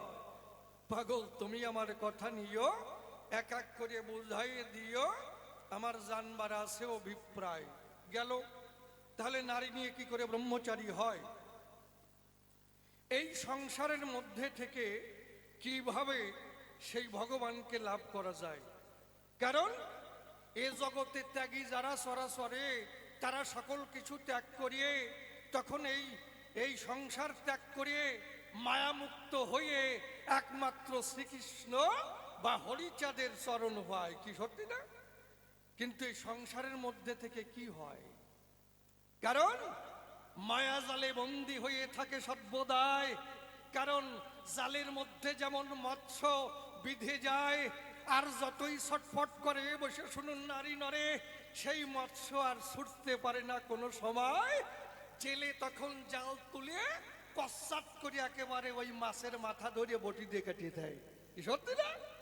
তা আমাদের আছে মহাকাল, দাঁড়িয়ে বলি সভাতল, ওইরকম মাথা ধরে কসাত করে সময় হলে নিয়ে চলে যাবে, কথা মিথ্যা নয়। কি তাহলে এই মোহমায়ায় বন্দী হয়ে থাকে সর্বদাই এই সংসার আঙ্গিনায়। তার মধ্যে থেকে কিভাবে ভজন সাধন হয় এইটা আমার জানবার বিষয়। সংসারে বসে কিভাবে তারে পাওয়া যায় সহজ পদ্ধতিতে। যেমন একজনের কথা আমার মনে পড়ে যায়, কেষ্টখাপা নামে যার পরিচয়। কেষ্টখাপা গণেশ পাগল ছিল না? দাঁড়িয়ে বলি সভাতলে লক্ষ্মী পুজো পড়লে কেষ্টর মা ডাক দিয়ে বলে, কেষ্টরে তুই আমার কথা মান, অন্তরে আমার আছে ভাবো আমি একটু লক্ষ্মী পুজো করব, একখানা লক্ষ্মী কিনে আন। কেষ্ট একখানা ধামা একখান নিয়ে করে বসে শুনুন নারী নরে লক্ষ্মী কিনতে যায়। পূর্ণিমা চলে গেছে, ফিরিয়ে আবার অমাবস্যা লাগিয়ে গেছে, 1 মাস পরে বাড়ি গেছে। লক্ষ্মী একখান নিয়ে আইছে, কে জানো পূজা টুজা করিয়ে রাস্তার পাশে যে ফেলে দেয় না। তারপরে বৃষ্টি হয়ে রং সং সব ধুয়ে গেছে, নাক মুখ একেবারে সমান হয়ে গেছে, তাই নিয়ে আইছে। আমা এই যে লক্ষ্মী আনছি, সড়াই দাঁত ভাঙিয়ে দেবো। এই লক্ষ্মী পুজো হয় কি ভরা অমাবস্যায়? পূর্ণিমা কবে চলে গেছে আমি অন্তর দিয়ে দেখি পাশে, আর এই সময় লক্ষ্মী নিয়ে আইছে, কে যেন পূজা করে রাখছে তাই নিয়ে আইছে। বলে মা কি বলবো তোমার কাছে, এই গ্রামে সবাই পূজা করেছে, কিন্তু লক্ষ্মী দেবী কার হাতে প্রসাদ খেয়েছে বলতে পারো আমা? আমা তুমি আমার কথা নেবে, ভক্তি ভরে পূজা করবে, লক্ষ্মী দেবী তোমার হাতে প্রসাদ খাবে, কথা মিথ্যা নয়। কেষ্টর মা ভাবে তাই, পাগল মানুষ রে ভাই, যা কয় তাই শোনা হয় তাই। তাহলে বেজাল যে কাজ নাই, আমি লক্ষ্মী পুজো আরম্ভ করতে চাই। ফুলের ডালি নিয়ে করে বসে শুনুন নারী নরে পুষ্প চয়ন করিয়া যখন লক্ষ্মী পুজো আরম্ভ করে দেয়। লক্ষ্মী পূজা যখন আরম্ভিল, কেষ্ট তখন ডাক দিয়ে বলল, কেষ্ট তখন ডাক দিয়ে বলল, মা বাইরে এসে দেখে যাও কি ঘটনা ঘটে যায়। কেষ্টর মা যখন বাইরে যায় তখন দেখতে পায় ওই মাটির মূর্তি হইতে লক্ষ্মী দেবী হাত বের করে প্রসাদ খেতে চায়। তখন দেখতে পায় পূর্ণচন্দ্র উদিত হয়। আবার ঘরে যখন যায় মাটির মূর্তি হইতে হাত বের করে প্রসাদ খেতে চায়, তখন কেষ্টর মা প্রসাদ দিল, বলে লক্ষ্মী পেতে বদন ভরে একবার হরি বলো। দেখুন তাহলে মাটির মূর্তি হইতে হাত বের করিয়ে স্বয়ং লক্ষ্মী দেবী প্রসাদ খায়। বলে এই যে পূজা, কারণ গ্রামে অনেকে সবাই পূজা করেছে। ও মা কি বলবো তোমার কাছে, কেউ কি প্রসাদ খায়? আর স্বয়ং লক্ষ্মী দেবী ভরা অমাবস্যায় পূর্ণচন্দ্র উদিত হয়, লক্ষ্মী দেবী তোমার হাতে প্রসাদ খায়। এই হচ্ছে আশ্চর্যের বিষয়। দাঁড়িয়ে বলি সবার ঠাই, সেই কেষ্ট খাপে একজন সর্বত্যাগী বলে গেলাম ধর্মরাজ সভায়। তাহলে যদি কেউ সংসার না করে বসে শুনুন বিজ্ঞ নারী নরে, সে অলৌকিক কিছু কাজ করতে পারে ধরায়, কারণ তারে মায়া জালে বাঁধে না। আমি করি সভায় বর্ণনা। মায়াজাল কাকে বলে? পিতা পুত্র প্রতিবদ্ধ থাকিয়া নিত্য নিত্য জ্ঞান শূন্য হইয়া আমি আমার অহংবাচ্য মায়াকৃত শব্দকে মায়াভাস বলে। দাঁড়িয়ে বলি সভা তলে জীব এই মায়াভাস নিয়ে গলে, সংসার জ্বালায় মরে জ্বলে, ভজন সাধন তখন তার নষ্ট হয়ে যায়। তখন কৃষ্ণর দর্শন পায় না, অন্তরে করুণ ধারণা, তার এ জীবন বিফলে চলে যায়। তাহলে পাগল, তুমি আমার কথা নেবে, পরিষ্কার করে বুঝাইয়ে দেবে এই সংসারের মধ্যে থেকে কিভাবে সহজে ভগবানকে পাওয়া যায়, তাই তো বাবা? পরিষ্কার। দাঁড়িয়ে বলি সবার ঠাই আমি কৃষ্ণ ভক্ত রে ভাই, আমার মধ্যে কোনো ভেজাল নাই। তাহলে দেখুন, তাহলে প্রশ্ন করলাম কি, যে নারী নিয়ে কি করিয়ে ব্রহ্মচারী হবে? এই সংসারের মধ্যে থেকে কিভাবে ভগবানকে পাওয়া যাবে? তারপরে আমি বললাম যে এই মতুয়া মতবাদ উদ্ভূত না আরোপিত? আর একটু বলবো এই সংসার, দেখুন শাস্ত্রে কি বলছে, হে মন তোমারে বলিব কি, সংসার বাসনা শ্রম কেবল ছাইতে ঢালিয়াছ ঘি, দিবস রজনী লিখিছ পড়িছ ভাবিছ গণিছ, তাই খাইতে শুইতে উঠিতে বসিতে তিলক মাত্র বিশ্রাম নাই। ভেবে দেখো কেবা কার, যে করে সে আপনার, কারো কর্ম করে নাহি যায়। এই সংসার বিষের লাড়ু, কি বুঝে খাইছ ভাড়ু, দেখো জীর্ণ কইল সৎপাকায়। দেখো না জীবন শুধুই পবন, যাইতে কি তার বাধা, তবে কিসের তরে এত খাটুনি খাটিয়া মরিচ গাধা। জাতিবিদ্যা মহত্ব তার উপজৈবন, এই পঞ্চকণ্টক বলিয়াছে নিরূপণ। ঘৃণা লজ্জা ভয় জিগুপ্সা ও শোয়া, অষ্টপাশয় কুলশীল জাতি নিয়া, কাম ক্রোধ লোভ মোহ মদম আশ্চর্য, ওই ছয় জনা হয় ষড়রূপ ধার্য। ওই পঞ্চকণ্টক অষ্টপাশ সহ ষড়রিপু যোগে তাই 19 ধরহ, আর মায়া ভ্রান্তি এক ধরি বিষেতে গণন, এই বিষ বিষে হয় দেহ জ্বালাতন, এই সংসারেই পতন। চৈতন্য চরিতামৃতে আছে প্রকাশিত, বদ্ধ আর মুক্ত জীব আছে দুই মত। বদ্ধ জীব মায়াচ্ছন্ন ভুগিছে সংসারে, আর মুক্ত জীব শ্রীকৃষ্ণ ভজন অধিকারে। বদ্ধ জীবের আত্মজ্ঞানে না হয় আত্মার চেতন, কৃষ্ণ প্রাপ্তি দূরে থাকে, এই সংসারেই পতন। মাকড়সা যেমন আত্মসূত্রে জালো নির্মাইয়া, তাহারও ভিতর থাকে ভোগেরও লাগিয়া। পঞ্চকোষে বদ্ধ আত্মা ঘুরিয়া সংসারে, অনিত্য কর্মের দ্বারা পড়ে পাপের ভেড়ে, তারপরে ভেদ জ্ঞানে জড়াইয়ে যায়। হিংসা নিন্দা কলহ বিদ্বেষ ভেদ জ্ঞানে দিয়েছে পরিচয়। তাহলে এই সংসারের মধ্যে থাকলে এই আবর্জনায় জড়াই যায়। আরেকটু জড়াই দিয়ে গেলাম কি। তারপরে কি, মতুয়াবাদ, এটা উদ্ভূত না আরোপিত? হয়ে গেছে না আরোপিত?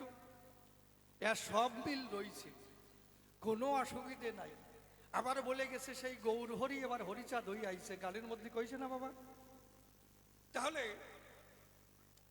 মতুয়া মতবাদ যদি আরোপিত হয়, কি দেব পরিচয়? ওই যে মনে আছে, একেবারে বাবার মতো চেহারা, তাই না?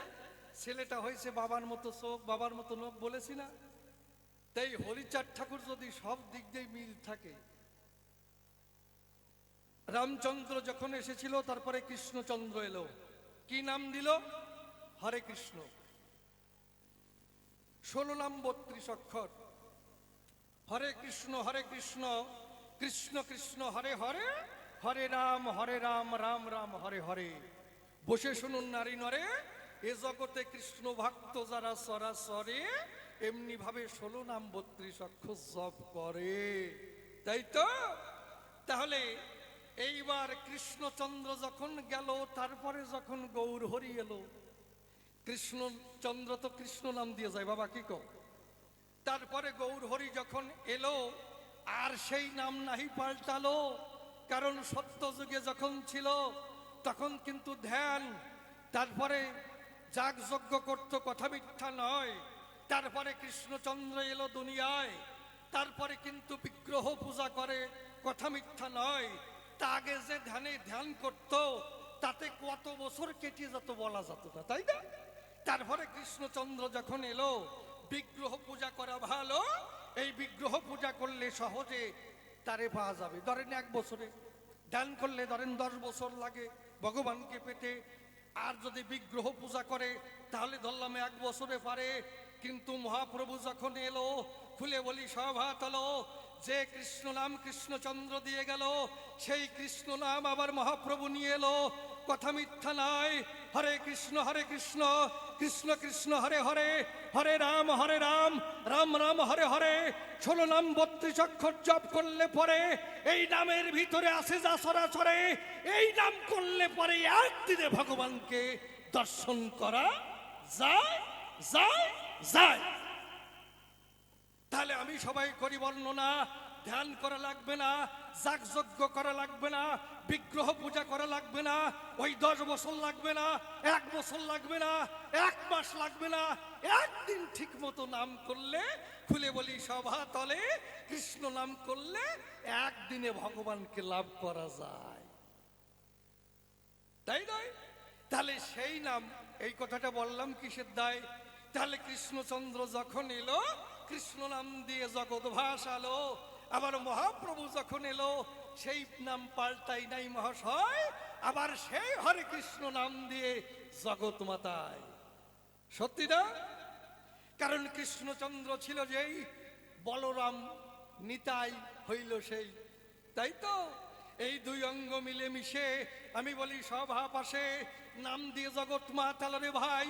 মহাপ্রভু হা কৃষ্ণ গোবিন্দ বলে ভাসিয়ে 2 চোখের জলে ধুলাই গড়াগড়ি যায়, এমনি ভাবে নামে মাতালো, বদন ভরি একবার কৃষ্ণ পিতে হরে বলো। মহাপ্রভু হা কৃষ্ণ বলে চোখের জল ঝরায়, ধুলাই গড়াগড়ি যায়। তাহলে সেই নাম কৃষ্ণ নাম তো মহাপ্রভু পাল্টাই নাই, পাল্টাইছে। এই জন্য আগেও কৃষ্ণ ছিল, তারপরে মহাপ্রভু আবার এলো, আবার সেই কৃষ্ণ নাম দিল। কারণ কৃষ্ণচন্দ্রের ভক্ত যারা তারাও কৃষ্ণ কয়, গৌরচন্দ্রের ভক্ত যারা তারাও কৃষ্ণ কয়, কোনো বেজাল নাই রে মশাই। এইবার যখন হরিচাঁদ আসে ধরায়, আর হরে কৃষ্ণ নাম নাই, হরি বল গন্ডগোল বাদ দিয়েছে, এবার ছাড়াই বলবো কি? কারণ কৃষ্ণ নাম ছিল, মহাপ্রভু যখন এলো আবার সেই কৃষ্ণ নাম দিয়ে জগৎ মাতালো। গৌর ভক্ত যারা, কৃষ্ণ ভক্ত যারা বিভেদ নাই, বিভেদ করে না তারা, এইবার যেই হরিচাঁদ ঠাকুর এলো, এখন সেই কৃষ্ণ নামও নাই, গৌর ভাবও নাই, হরি বল হর হর হর, কাম সারা হয়ে গেছে। আমি যদি কই কি এখন সেই হরিচাঁদ ঠাকুর এই গন্ডগোল বাঁধাইছে, কারণ যখন কৃষ্ণ নাম দিয়েছিল মহাপ্রভু, কৃষ্ণ নাম দিল, হরিচাঁদ ঠাকুর এসেও যদি একই কৃষ্ণ নাম থাকতো তাহলে কি আর বেজাল বাঁধত? যেই হরিবল কইছে এরা কয় হরিবল, ওরা কয় কৃষ্ণ, হরে কৃষ্ণ, এই গুতগুতি আরম্ভ হয়েছে। আর কি হয়েছে? কারণ যদি কেউ কৃষ্ণ ভক্ত যারাই সরাসরে যদি নাম করতে করতে যায়, তখন মতুয়ারা দেখে টিটকেরি সুরে কথা কয়, দেখ কেতনের জল যাচ্ছে, সত্যি না? চোখে আঙুল যে কন দেখুন, খোসা লাগাইয়েন না, ভালো তাই না? আবার যখন মতুয়ারা যায়, কি দেব পরিচয়, আবার এই কৃষ্ণ ভক্তরা যখন দেখতে পায়, তখন তারাও টিটকের সুরে কথা কয়, ওই দেখ ভট্টি বলার ফাটটি যাচ্ছে, কয় না? তাহলে সবই যদি এখন এত গন্ডগোল কেন, জবাব দিয়ে যাও, হয়েছে? এবার জবাব নেবেন, কারণ যদি আরোপিত হয়, ঠিক না দাদা? ঠিক কইছি তো নাকি? যদি আরোপিত হয়, কি দেব পরিচয়, একই ভাবধারা যদি নয়, তাহলে এদিকে কেন হরিবল, ওদিকে কেন হরে কৃষ্ণ, এই নিয়ে হইছে আবল তাবল, সবাই করে গন্ডগোল, কেউরি কাউরি সহ্য করতে পারে না, কেউ কাউর কাছে গেছে না, কেউ কাউর কাছে মেশে না। ও কৃষ্ণ ভক্ত, আমি হরি ভক্ত, ও তুলসীর মালা, আমি আশার মালা, এই নিয়ে একটা ঝামেলা। কি লাভ তো দিচ্ছেন, তো উনি এসে কয়ে গেল তো কিচ্ছু করলেন না, হ্যাঁ? কারণ এই যে তুলসীর মালা, আমি বলি সভা তলা, তুলসীর গুণ আছে না? তুলসীর পাতা, এর একটা বৈজ্ঞানিক যুক্তি আছে আর একটা ধর্মীয় যুক্তি আছে, খুলে বলি সবার কাছে। কারণ তুলসী পাতা যদি 11টা পাতা এক গ্লাস জলের মধ্যে 22 মিনিট আপনি ভিজিয়ে রাখতে পারেন, পরে দেখবেন ভাই ওর মধ্যে যে জাম ছিল তার একটাও নাই, একো শেষ হয়ে গেছে। নিট অ্যান্ড ক্লিন, সত্যি না? এই জন্যই তুলসী গাছ বাড়ির চারিপাশ দিয়ে রাখা ভালো, কারণ দিন রাত্রি ভরে খুলে বলি সভা ধারে অক্সিজেন ত্যাগ করে। দাদা খারাপ হয়েছে? হ্যাঁ? ওরে 22 মিনিট, 22 ঘন্টা খাবে কোন শোভা, বুঝো না? তাহলে এইটা হচ্ছে বৈজ্ঞানিক যুক্তি। আমি দিয়ে বলি আমার কাব্যের উক্তি। আর একটা ধর্মীয় ভাব আছে, তুলসীর মালা যদি কেউ গলায় নাই, আমি দেই পরিচয়, যদি প্রবল ঝড় বৃষ্টি আসে সেই জায়গায়, বিদ্যুৎ চমকায়, এখনই বজ্রপাত হবে, কথা মিথ্যা নয়। তখন ওই কৃষ্ণ ভক্ত যদি দেখতে পায় তুলসীর মালা আছে গলায়, তা 14 মাইল দূর দিয়ে যায় ওই বজ্রপাত হয়। 14 মাইল।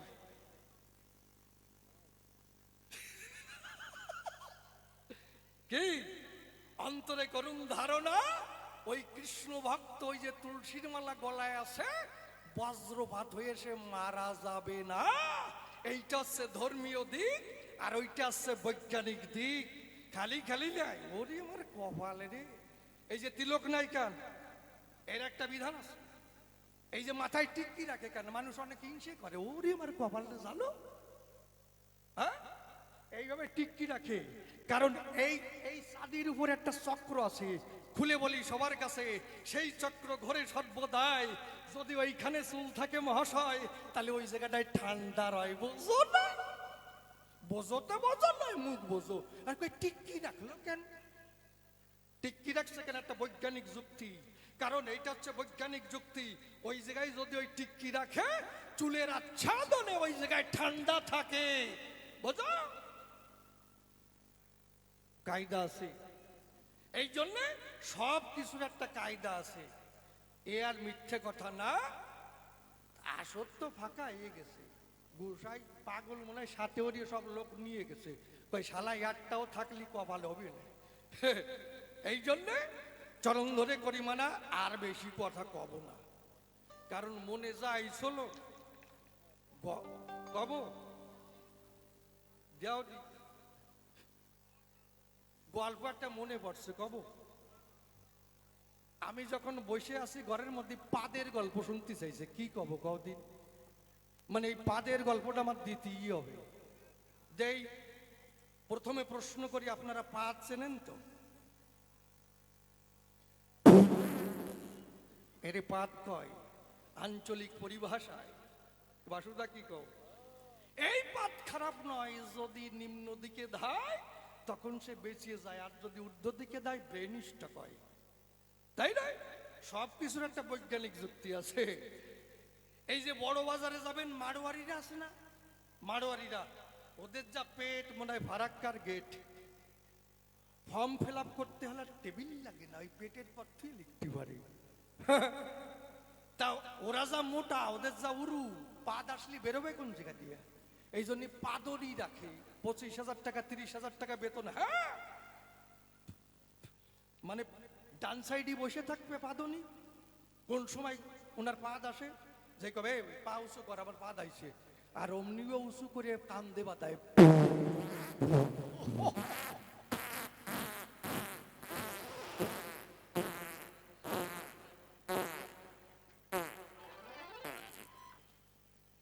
এটা কই পাদ?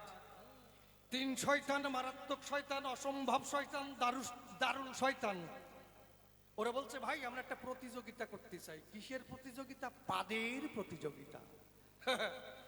ওই যে পিদ্দুম জ্বলে না, পিদ্দুম, টিনের পিদ্দুম, মেটে পিদ্দুম, পাই দিয়ে ওই পিদ্দুম নিবেতে পারবে তারা 1000 টাকা পুরস্কার দেবে, পাই দিয়ে। 3 জন চলে গেছে সকালে বাজারে বাজারে, গ্যাস বাড়াতে হবে না। একজন যাই একেবারে আলুর চপ, এলেন্সার চপ, বেগুনি চপ, পেঁয়াজি, ফুরলি যা আছে সব কটা জায়গা মতো ঢুকেছে।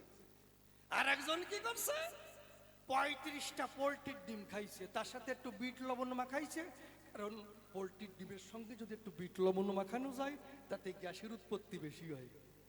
আর একজন কি করছে, 45টা কাঁচা মূলো খাইছে, ওর বৌরি করেছে মানা মূলো মোটে রান্না করবি না। খাইয়ে 3 জন হেঁটে আসছে, তোর মধ্যে যেটা মারাত্মক শয়তান হেঁটে আসছে, পা ফাঁকা করে না, কারণ অনেক সময় পা ফাঁকা করলে বেরোয় যেতে পারে। পা লাগিয়ে হেঁটে আসছে, যখন 3 জন উপস্থিত হয়েছে, এবার বলছে ভাই আর কত সময় চাপিয়ে রাখবো, এবার আরম্ভ করা চাই। তা প্রথম জন গিয়েও কায়দা করে কাজ হয় নাই, দ্বিতীয় জন গেছে ও কায়দা করে পাত দিছে, ভাই পিদ্দুমের শিখা একটু বাতাস লেগেছে, পিদ্দুম লিবে নাই। তৃতীয় জন ভাবছে শালা ওরা যে কায়দায় দিছে ওই কায়দায় আমার দিলে হবে না, আমার একটা নতুন কায়দায় দেওয়া চাই। ও যে লুঙ্গি পরা ছিল, তলায় যে আন্ডার প্যান্ট ছিল, ছাতা খুলি ফেলছে। জানেন যত বিজ্ঞ নারী নরে অনেক সময় আন্ডার প্যান্টে পাদে বাধা সৃষ্টি করতে পারে। লুঙ্গি দো প্যাচ দিয়ে আন্ডার প্যান্ট খুলে বিদ্যুমের কাছাকাছি গিয়ে যখন দম ধরিয়ে তুড়ুম করে ছাড়িয়ে দিয়েছে, পাত দেছে, পাত বেরোইছে, পাদের সাথে গু বেরোইছে, বিদ্যুম নিভে গেছে। এই, একটু পরে কলেই তো নিভে গেছে। 1000 টাকা ফেল, বিদ্যুৎ নিভে গেছে। কই তুই 2000 টাকা ফেল, তোর সাথে কথা ছিল কি? তুই পাইয়ে বিদ্যুৎ নিবে, তুই হাগিয়ে বিদ্যুৎ নিবে লিখেন ফেল 2000। আমি কই যাই হইছে যাক, তবে আর বেশি বলে কার্য নাই সভাস্থলে। এইবার করি একখানা গানের আয়োজন। আছেন যত বিজ্ঞ শ্রোতা, পালন করে নীরবতা, আমার গানের দিকে রাখেন দিয়া।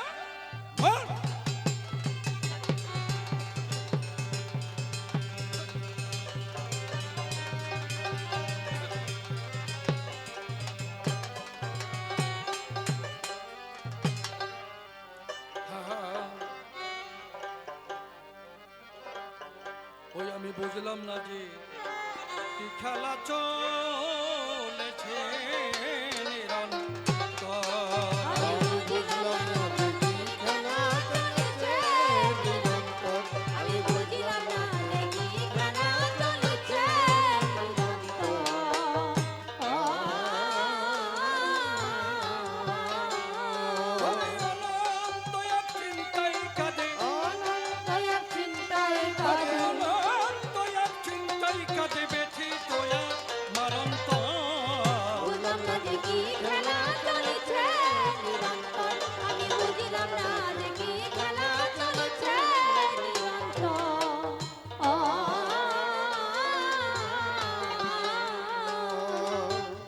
প্রথম সৃষ্টি ধারা প্রবাহে ভেসে প্রাণের কণা প্রকাশিল মানুষের বেশে।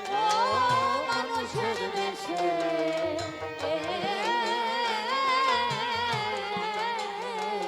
সব যার ইচ্ছায় হয়েছে কেসে,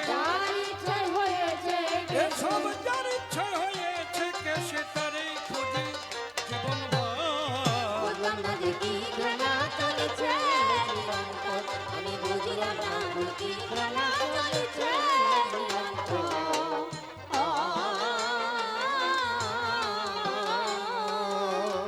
অনন্তকাল রকেট যদি চলে অনন্তে, পৌঁছাবে কি কোনদিন সেই অনন্তের প্রান্তে?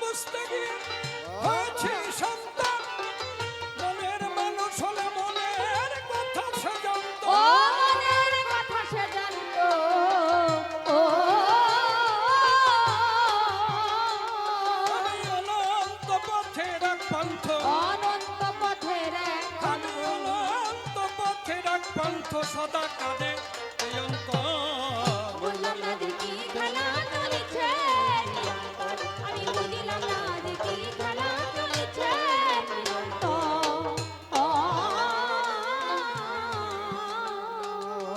যাক তবে বেশি কথা বলবো না, ছেড়ে দিয়ে যাবো আমার কাব্য আলোচনা। এরপরে জবাবদাতা সভাতেই আসবে, তাহার ভাবের কথা খুলিয়া বলিবে। দেখি এরপরে এসে কোন কথা কয়, সেই কথা শুনবেন আপনার শুধু যত শুধু চাই। বড় বড় কবি আল ছিল যারা যারা, ক্যালেন্ডারে একদিন কোথায় বিলীন হলো তারা। আমি তো কবি ছাড়া সম্মুখে দাঁড়াই, আপনাদের কৃপা আশিস আমি বটে চাই। আপনারা করুণা করে দিবেন চরণ ধুলি, সেগুলোতে যেন আমি হরি বল বলি। এই পর্যন্তই আমার ভাব সাঙ্গ হয়ে গেল। জয় জয় রাধা কৃষ্ণ প্রেমানন্দ মদন ভরে একবার হরি হরি বলো। হরি বল, হরি বল, হরি বল, হরি বল।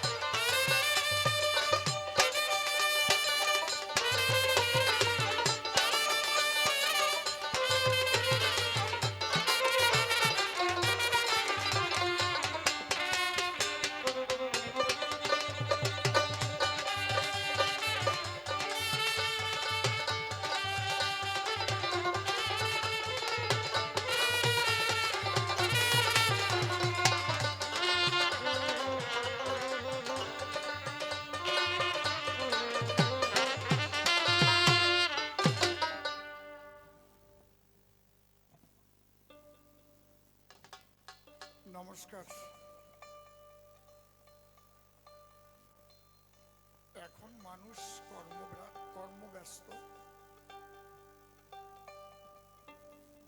আগেকার সেই দিনের মতো মানুষের অনেকক্ষণ বসে গান শুনবার মতো সময় আর নাই, ধৈর্য নাই। ডিজিটাল যুগ তো, হ্যাঁ, ও ডিজিটাল ঠান্ডাও পড়েছে। আচ্ছা,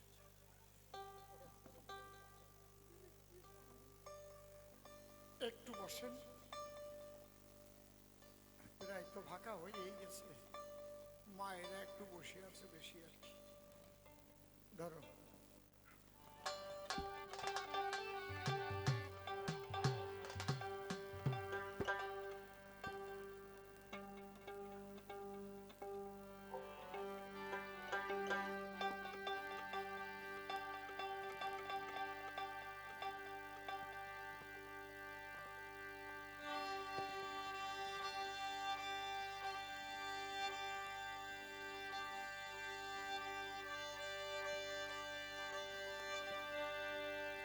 ঠিক আছে।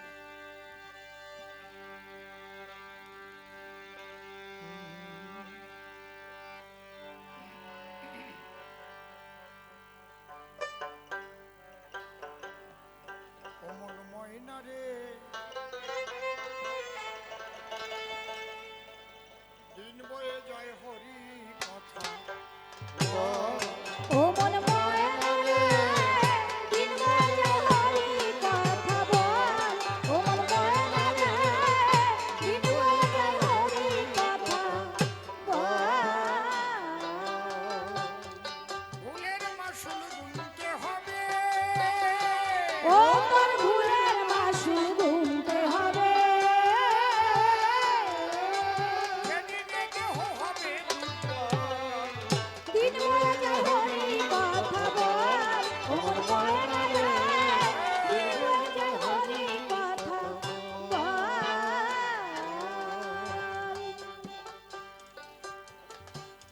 16 জনের দলে মিশে শুনলি তাদের পরামর্শে, নিজের ভালো হবে কিসে ভাবলি না সে ফলাফল।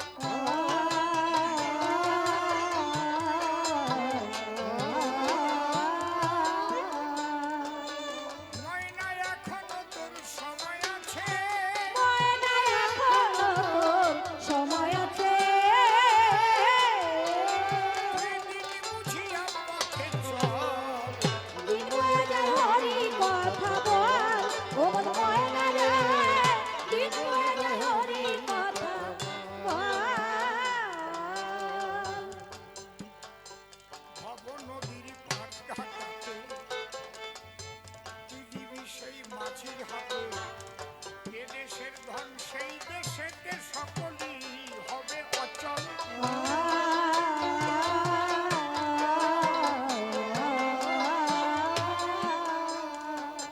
ও তোর পাড়া পাড়ের পাড়ের গড়ি, ও তোর পাড়া পাড়ের পাড়ের গড়ি। ওই একমাত্র প্রেম ভক্তি বল। দিন বয়ে হরি কথা বল। ও মন ময়না রে, দিন বয়ে হরি কথা বল। এ দেশে আর কয়দিন রবি, ডুবে এলো জীবন রবি।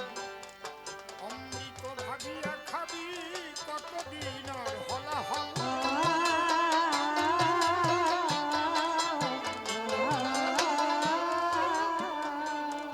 ও ময়না এ দেশে আর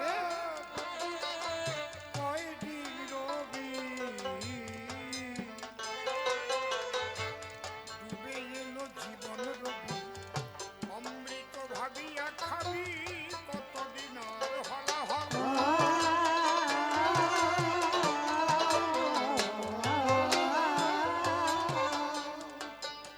অধম সিং বলে হরি বলে, অধম সিং বলে হরি বলে। ফেল দু ফোঁটা চোখের জল। দিন বয়ে হরি কথা বল। ও মন ময়না রে, দিন বয়ে হরি কথা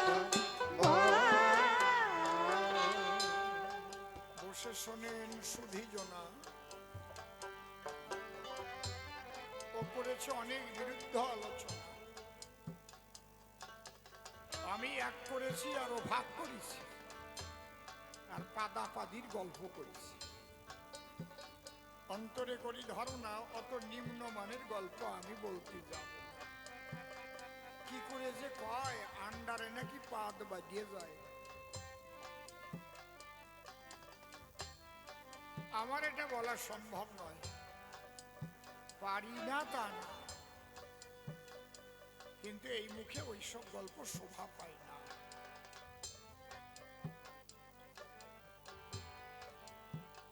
ওরা বৈষ্ণব মানুষ, ওরা পারে। এক বৈষ্ণবের বয়স 85 বছর, সে শিষ্য বাড়ি গেছে, ছোট শিষ্য বাড়ি গেছে, স্নান টেনান করিয়ে ঘরে যাইয়ে দরজা আটকাইয়ে জামা কাপড় ছাড়তেছে, মানে ওই ভিজে কাপড় ছাড়তেছে। এর মধ্যে শিষ্যের ছেলে, ওর নাতি ছেলে, বেড়ার ছিদ্র দিয়ে তাকায় রয়েছে। দেখি দাদু কি করে, দেখে যে ওই ন্যানো টাইট করে বাঁধতিছে বুড়ো। ও বাইরের থেকে কয়, ও বুড়ো, মরা ইন্দুর ওইভাবে টাইট করে বাঁধতিছে।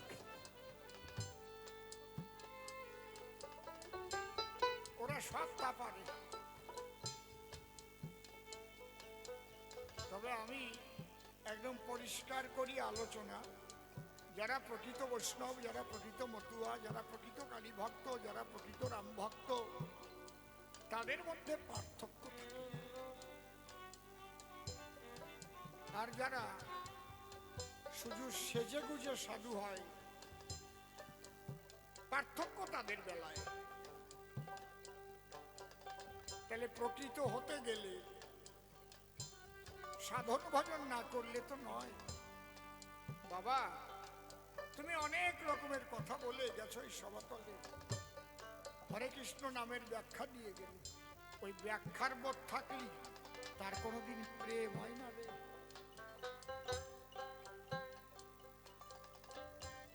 মনে রাখবা, তুমি যত শাস্ত্র গ্রন্থ পড়ো না কেন, তোমার যদি প্রেম না হয়, তুমি যদি প্রেমিক না হও, পাবা না ভগবান কোনোদিনও। এক অক্ষর লেখাপড়া জানে না, সে করে আত্মসমর্পিত হয়ে সাধনা ভগবানকে কাছে পেতে পারে, কিন্তু পণ্ডিতের দ্বারাই হয় না। পাণ্ডিত্য থাকে যতদিন, ঈশ্বর সাধনা হয় না তার ততদিন। বুঝলে? এই যে নামের মালা জপে যে নাম করে, ও তো কেরামতি দেখাই গেল। আসলে বলতে পারো মালা জপে কোনোদিন কারো প্রেমের উদয় হয়েছে? মালা জপছে আর কৃষ্ণ বলে কাঁদছে, কোথাও দেখবা না। কৃষ্ণ নামে প্রেম হয় কখন? ওই জপের মালা ফেলে দিয়া যখন হা কৃষ্ণ প্রাণ কৃষ্ণ কইয়া দুই চোখের জলে ভেসে করে আত্মসমর্পণ, পাণ্ডিত্য তার হয়ে যায় শেষ, তখন করে প্রেম জগতে প্রবেশ। এই জন্য আমার অশ্বিনী কর্তা লিখেছে গান, তার প্রমাণ। অজ্ঞান যাবে, সজ্ঞান যাবে, বাহ্যজ্ঞান তোর পড়িয়ে রবে, এই দশা তোর যখন হবে, তখন উঠবে চিদানন্দের নিশান। এই জন্য নামকে সঙ্গীতে পরিণত করব। ওই মালা জপলি হবে না। মীরাবাই বলে গেছে তাই, একমাত্র প্রেমের দ্বারাই পেতে পারো তা না। নিজ নাহনে সে হরি মিলে তো জলজন্তু হুই, ফলমূল খানে সে হরি মিলে তো বাদুর বানর, তুলসী पूजने से हरि मिले तो मुई पूजी तुलसी झाड़, पत्थर पूजने से हरि मिले तो मुई पूजी पहाड़, तीनों भक्तने से हरि मिले तो बहुत मिले औजा, स्त्री छोड़ने से हरि मिले तो बहुत मिले खोजा, दूध पियाने से हरि मिले तो बहुत वत्सवाला, मीरा कहे बिना प्रेम से नहीं मिले नंदलाला। যদি মালা জপে প্রেম হতো, তাহলে কি নাম কীর্তনের আয়োজন করতো? খোল করতাল নিয়ে সাথে মধুর কণ্ঠস্বর মিলাইয়ে তাতে নাম ব্রহ্ম তাল ব্রহ্ম একত্রিত অবস্থায় মনোযোগ সহকারে যখন সঙ্গীত আকারে এই নাম কীর্তন হয় তখন চোখের জলে মানুষ ভেসে যায়।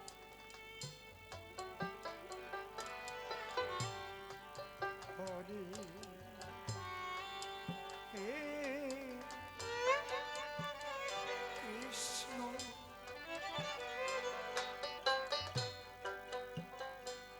হরে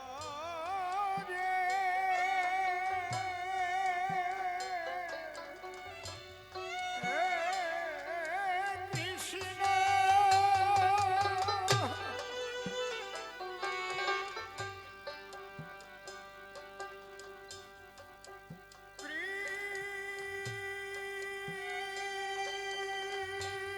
কৃষ্ণ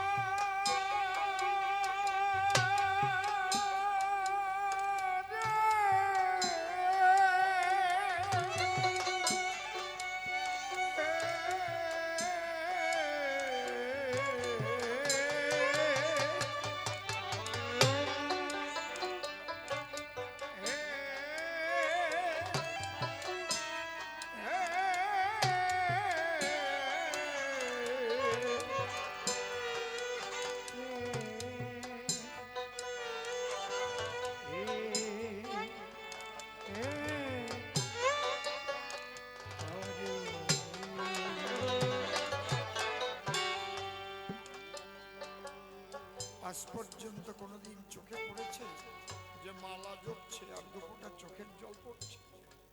চোখের জল পড়ে কখন? সঙ্গীতের ন্যায় যখন হয় কৃষ্ণ নাম সংকীর্তন। হরি ঠাকুর দেখলেন তাই এই সাধারণ খেটে খাওয়া মানুষ, কৃষক, শ্রমিক,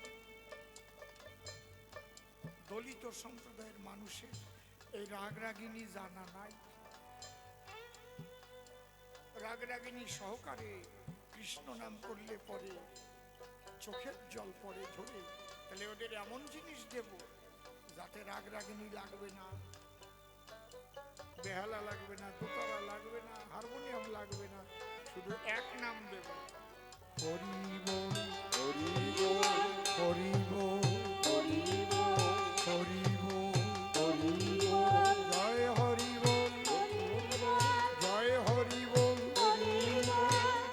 এক বাজনা। এই এক নামের মধ্যে দিয়ে সুর ছাড়া প্রেম হয়, মানুষ চোখের জলে ধুলাই লুটাইয়ে গিয়ে ভাব সমাধি প্রাপ্ত হয়ে যায়। বোঝো কেন পরিবর্তন করছে? অতি সহজে যাতে মানুষ প্রেম জগতে পৌঁছা যায়। কোটি কোটি জন্ম যদি তুমি মালা গুনিয়ে গুনিয়ে জপে যাও, ভগবান পাবো না। যখন জপ ছেড়ে দিয়ে অজপার ঘরে গিয়ে সমর্পিত দেহ নিয়ে চোখের জলে হা গোবিন্দ বলে কাঁদবে, সেদিন মালা কিসের মালা? কে বলছে তোমার কাছে তুলসীর মালা গলায় থাকতে বজ্রপাত হয় না? এসব আজগুবি কথা আমার কাছে বলো না। তুলসীর মালা বজ্র নিরোধক যদি হতো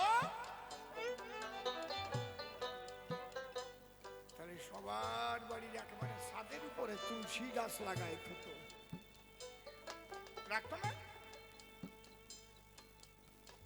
ওটা থাকলে আর বজ্রপাত হবে না। কি হিন্দুদের বাড়িতে তো তুলসী গাছ আছে, প্রায় বাড়িতে তুলসী গাছ আছে,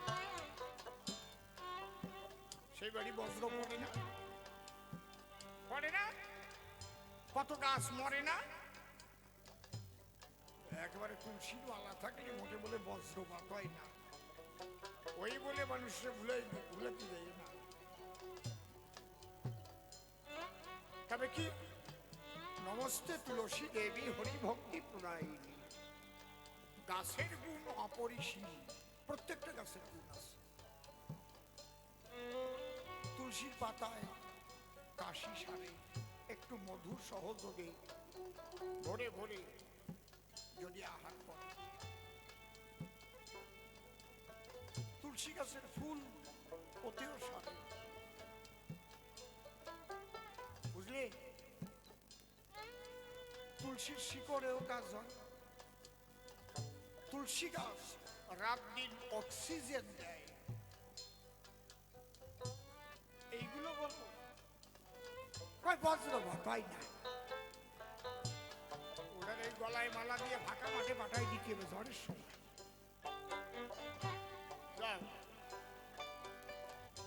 আগে ঢুকবে না ঘরের মধ্যে, দরজা দেই।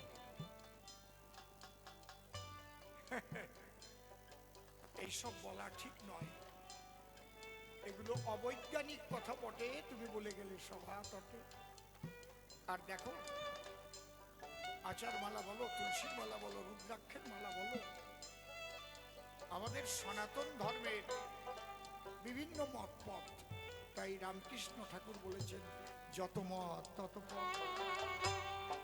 আবার তারক গোসাই লিখেছেন, যে যাকে ভক্তি করে সে তার ঈশ্বর, ভক্তি যোগে সেটা স্বয়ং অবতার। এর চাইতে সাম্যবাদী কথা হয়, যে যাকে ভক্তি করে সে তার ঈশ্বর, ভক্তি যোগে সে তার স্বয়ং অবতার। এই বাঁশ গাছ তুমি যদি পূজা করো ভক্তি করে, ওর মধ্যেই ভগবান আবির্ভূত হবে। ভক্তি নাই যার, ভগবান হয় না। সনাতন ধর্মের এই ভক্তির সাধনাই হচ্ছে সার। এই জন্য মাটি দিয়ে মূর্তি গড়ে আরাধনা করে। যখন প্রেম ভক্তির চূড়ান্ত পর্যায়ে সাধন উত্তীর্ণ হয়ে যায়, তখন এই মাটির মূর্তি কথা কয়, মাটির মা কোলে তুলে নেয়, মাটির কৃষ্ণ বাঁশি বাজে।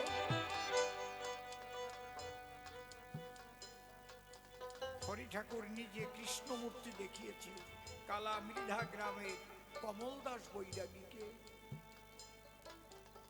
সে মনের শখে বৃন্দাবনে করেছিল গমন। স্বয়ং হরি যিনি মাঠের মধ্যে ছিলেন, তিনি খেলায় মত্ত সঙ্গে রাখালগণ। হরি ঠাকুর মনে ভাবে, এই ভক্ত উদগ্র আগ্রহ নিয়ে কেন বৃন্দাবন? আমি তো ব্রজের কানাই দিয়েছি দর্শন, অন্তরে আমার আছে ভাবো, এই অনুরাগী ভক্তকে আমি আজ আমার রূপ দেখাবো।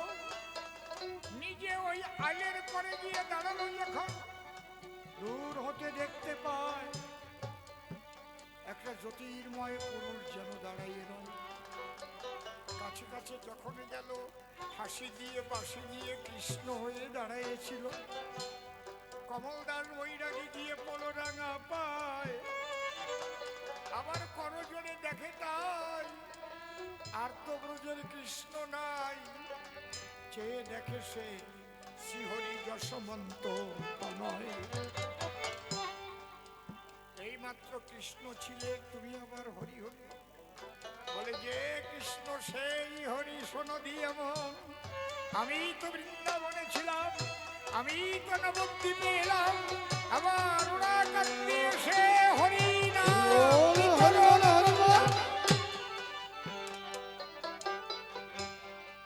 হীরামন পাগলকে রাম রূপ দেখায়, রাম কৃষ্ণ সবই আছে শ্রীহরির গায়ে।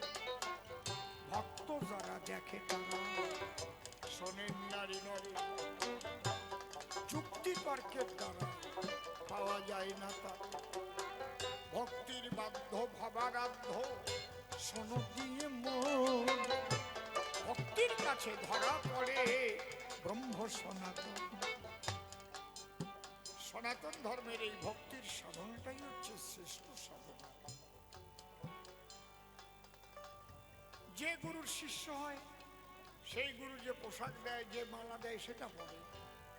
যেমন আপনাদের বাড়ির পাশে রয়েছে স্কুল, আমার কথা বিবেচনা করবেন ঠিক কিনা ভুল। এই এলাকায় অনেকগুলো স্কুল আছে ভাই, প্রত্যেক স্কুলের আলাদা আলাদা পোশাক দেখতে পাই। ইউনিফর্ম তাকে বলে, স্কুলেতে দেয়। সব স্কুলে কিন্তু এক রকমের পোশাক নয়। ঠিক বললাম না বেঠিক বললাম? ঠিক তো? ঠিক যারা মতুয়া স্কুলে ভর্তি হয় তাদের আচার মালা দেয়, যারা বৈষ্ণব স্কুলে ভর্তি হয় তাদের তুলসীর মালা দেয়। দেখলে বলে হরে কৃষ্ণ, ওরা বলবে হরি বল, নাম আলাদা না। হরে কৃষ্ণ নামের মধ্যেও রাধা কৃষ্ণ তত্ত্ব বাধা আছে। হরে কৃষ্ণ রাম তিনটে হলো নাম, 8 বার হরে, তার মানে অষ্ট সখী রয়েছে হরের ভিতরে, যাদের সঙ্গে শ্রীকৃষ্ণ রমণ ক্রিয়া করে। কোন রমণ? রাম অর্থাৎ রমণ মানে তুমি আমি যে রমণ করি সে রমণ নয়, অপ্রাকৃত রসের মিলন মধুর ব্রজের গায়। বৃন্দাবনে অপ্রাকৃত মদন, কাম্বিস কামগায়ত্রী যাহার উপাসন। এই হচ্ছে কৃষ্ণ রাম হরের তত্ত্ব। যারা না বোঝে তারা জানে না এই সত্য, অর্থাৎ মাধুর্য প্রেমের লীলা নামের মধ্যে রয়। এই হরিবলের মধ্যেও সেই প্রেম পাওয়া যায়। হকারে কেশবশ্চৈবৈ ঋকারে আদ্যা শক্তিময়ী রাধা, এক হরি নামের মধ্যে রাধা প্রেম বাধা। তাই হরি বলে পাগল হয়ে বটুয়া রাধায়, রাধা রানীর মতো তারা অভিসারে যায়। হরি বল হরি বল হরি বল বলে রাধার মতো ভাসে তারা দুই নয়নের জল। আরে আর কিছু না, প্রেম চাই। প্রেম সে বলো হরি বল, প্রেম সে বলো হরে কৃষ্ণ, প্রেম সে বলো মা কালী। তাই বলে হয়ে যাবে খালি খালি, বুঝলে?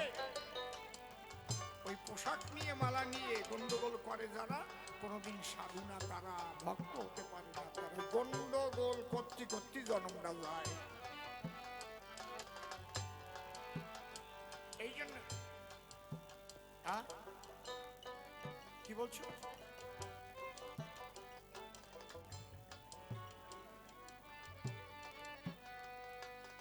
কি হয়েছে? তাহলে আমি গান রাখিয়ে তোমার সাথে কথা বলবো। ও আমার বড় ভক্ত, তাই বলিবার পরে আমার দিকে কুটু কুটু করে আসিছে এবারে। দেখ, ভক্ত হবা আমার নয়, ভগবানের ভক্ত হইল। তারও যদি মাতা পিতা সেবাটি করিও। মাতা পিতার সাক্ষাৎ যুগল ভগবান, তার সেবা করে যেন প্রতিটি সন্তান যোগ্য সন্তান থাকতে যেন মা বাবা কষ্ট না পায়। যদি আমার ভক্ত হয়ে থাকো, আমার এই কথাটা মানে চলো, তাহলে তোমার সব জায়গায় জয় হবে। যেখানে যাবা সকালবেলা মা বাবাকে প্রণাম করে যাবে। জম আসলেও সেদিন জম রাজা ফিরবে, মৃত্যু হবে না তার। আমি নিজে সাক্ষী রই। আপনাদের কাছে আমি মনের কথা বলব, মৃত্যু হবে না সেদিন। যদি গর্ভধারিণী মা হাত দিয়ে মাথায় কোন সন্তানকে আশীর্বাদ করে দেয়, সীতা দেবী লটকুশকে আশীষ দিয়েছিল। ভগবানও যুদ্ধে জয়লাভ করল, ভগবানের সঙ্গে যুদ্ধে জয়লাভ করল। কি ওটা? ধরো একটা গানের অর্ডার আছে, গেয়ে চলে যাই। ননদী গো,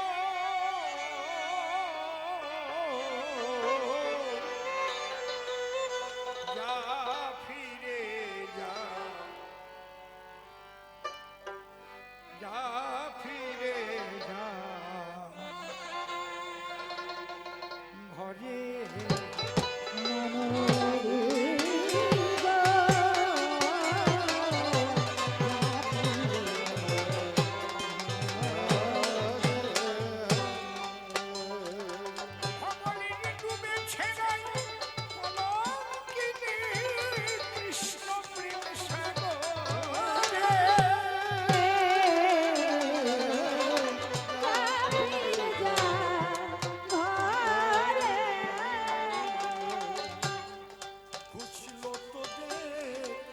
সকল জ্বালা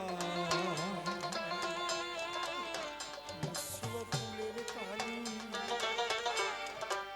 কলঙ্কিনী রাই বলে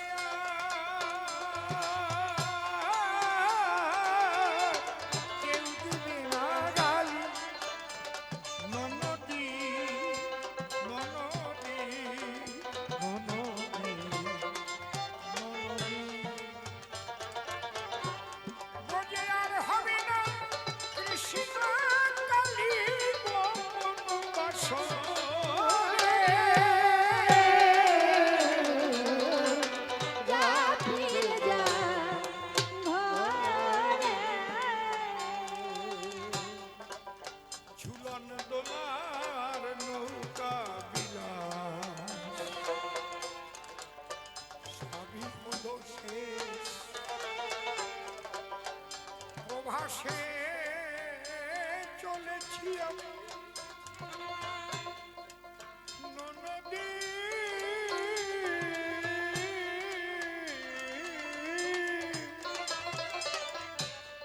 যেথায় বন্ধুর দেশ। ননদী ননদী ননদী ননদী, ও যেন দয়া করে শ্যাম ঋষিকে সে আশীষ দে।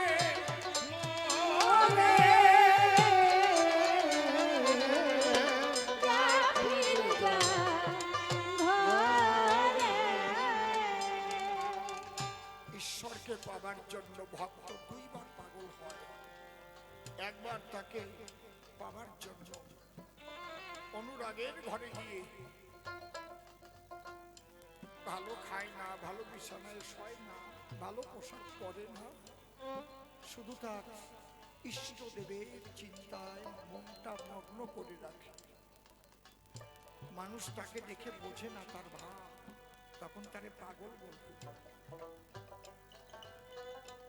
এইভাবে প্রেমের জগতে যখন প্রবেশ করে, প্রেমের দ্বারাই যখন ভগবানকে লাভ করে, তখন ওই ভগবানের আনন্দের সঙ্গে মিশে গিয়ে আর একবার পাগল হয় রে।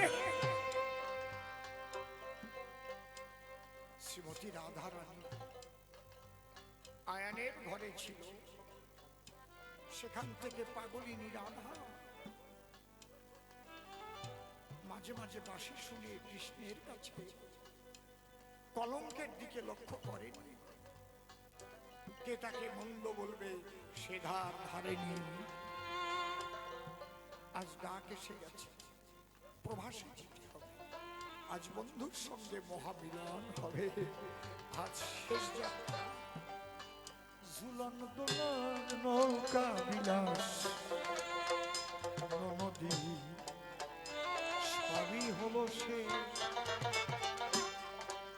প্রভাসে চলেছি আমি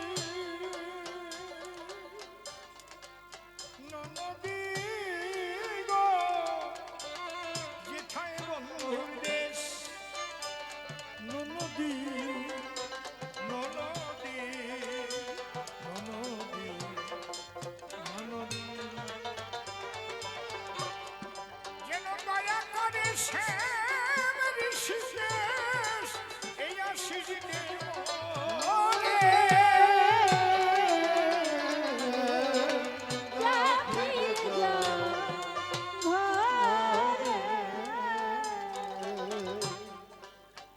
ভুলে যাব রাধা তোদের, হ্যাঁ ছিল ফুলের বউ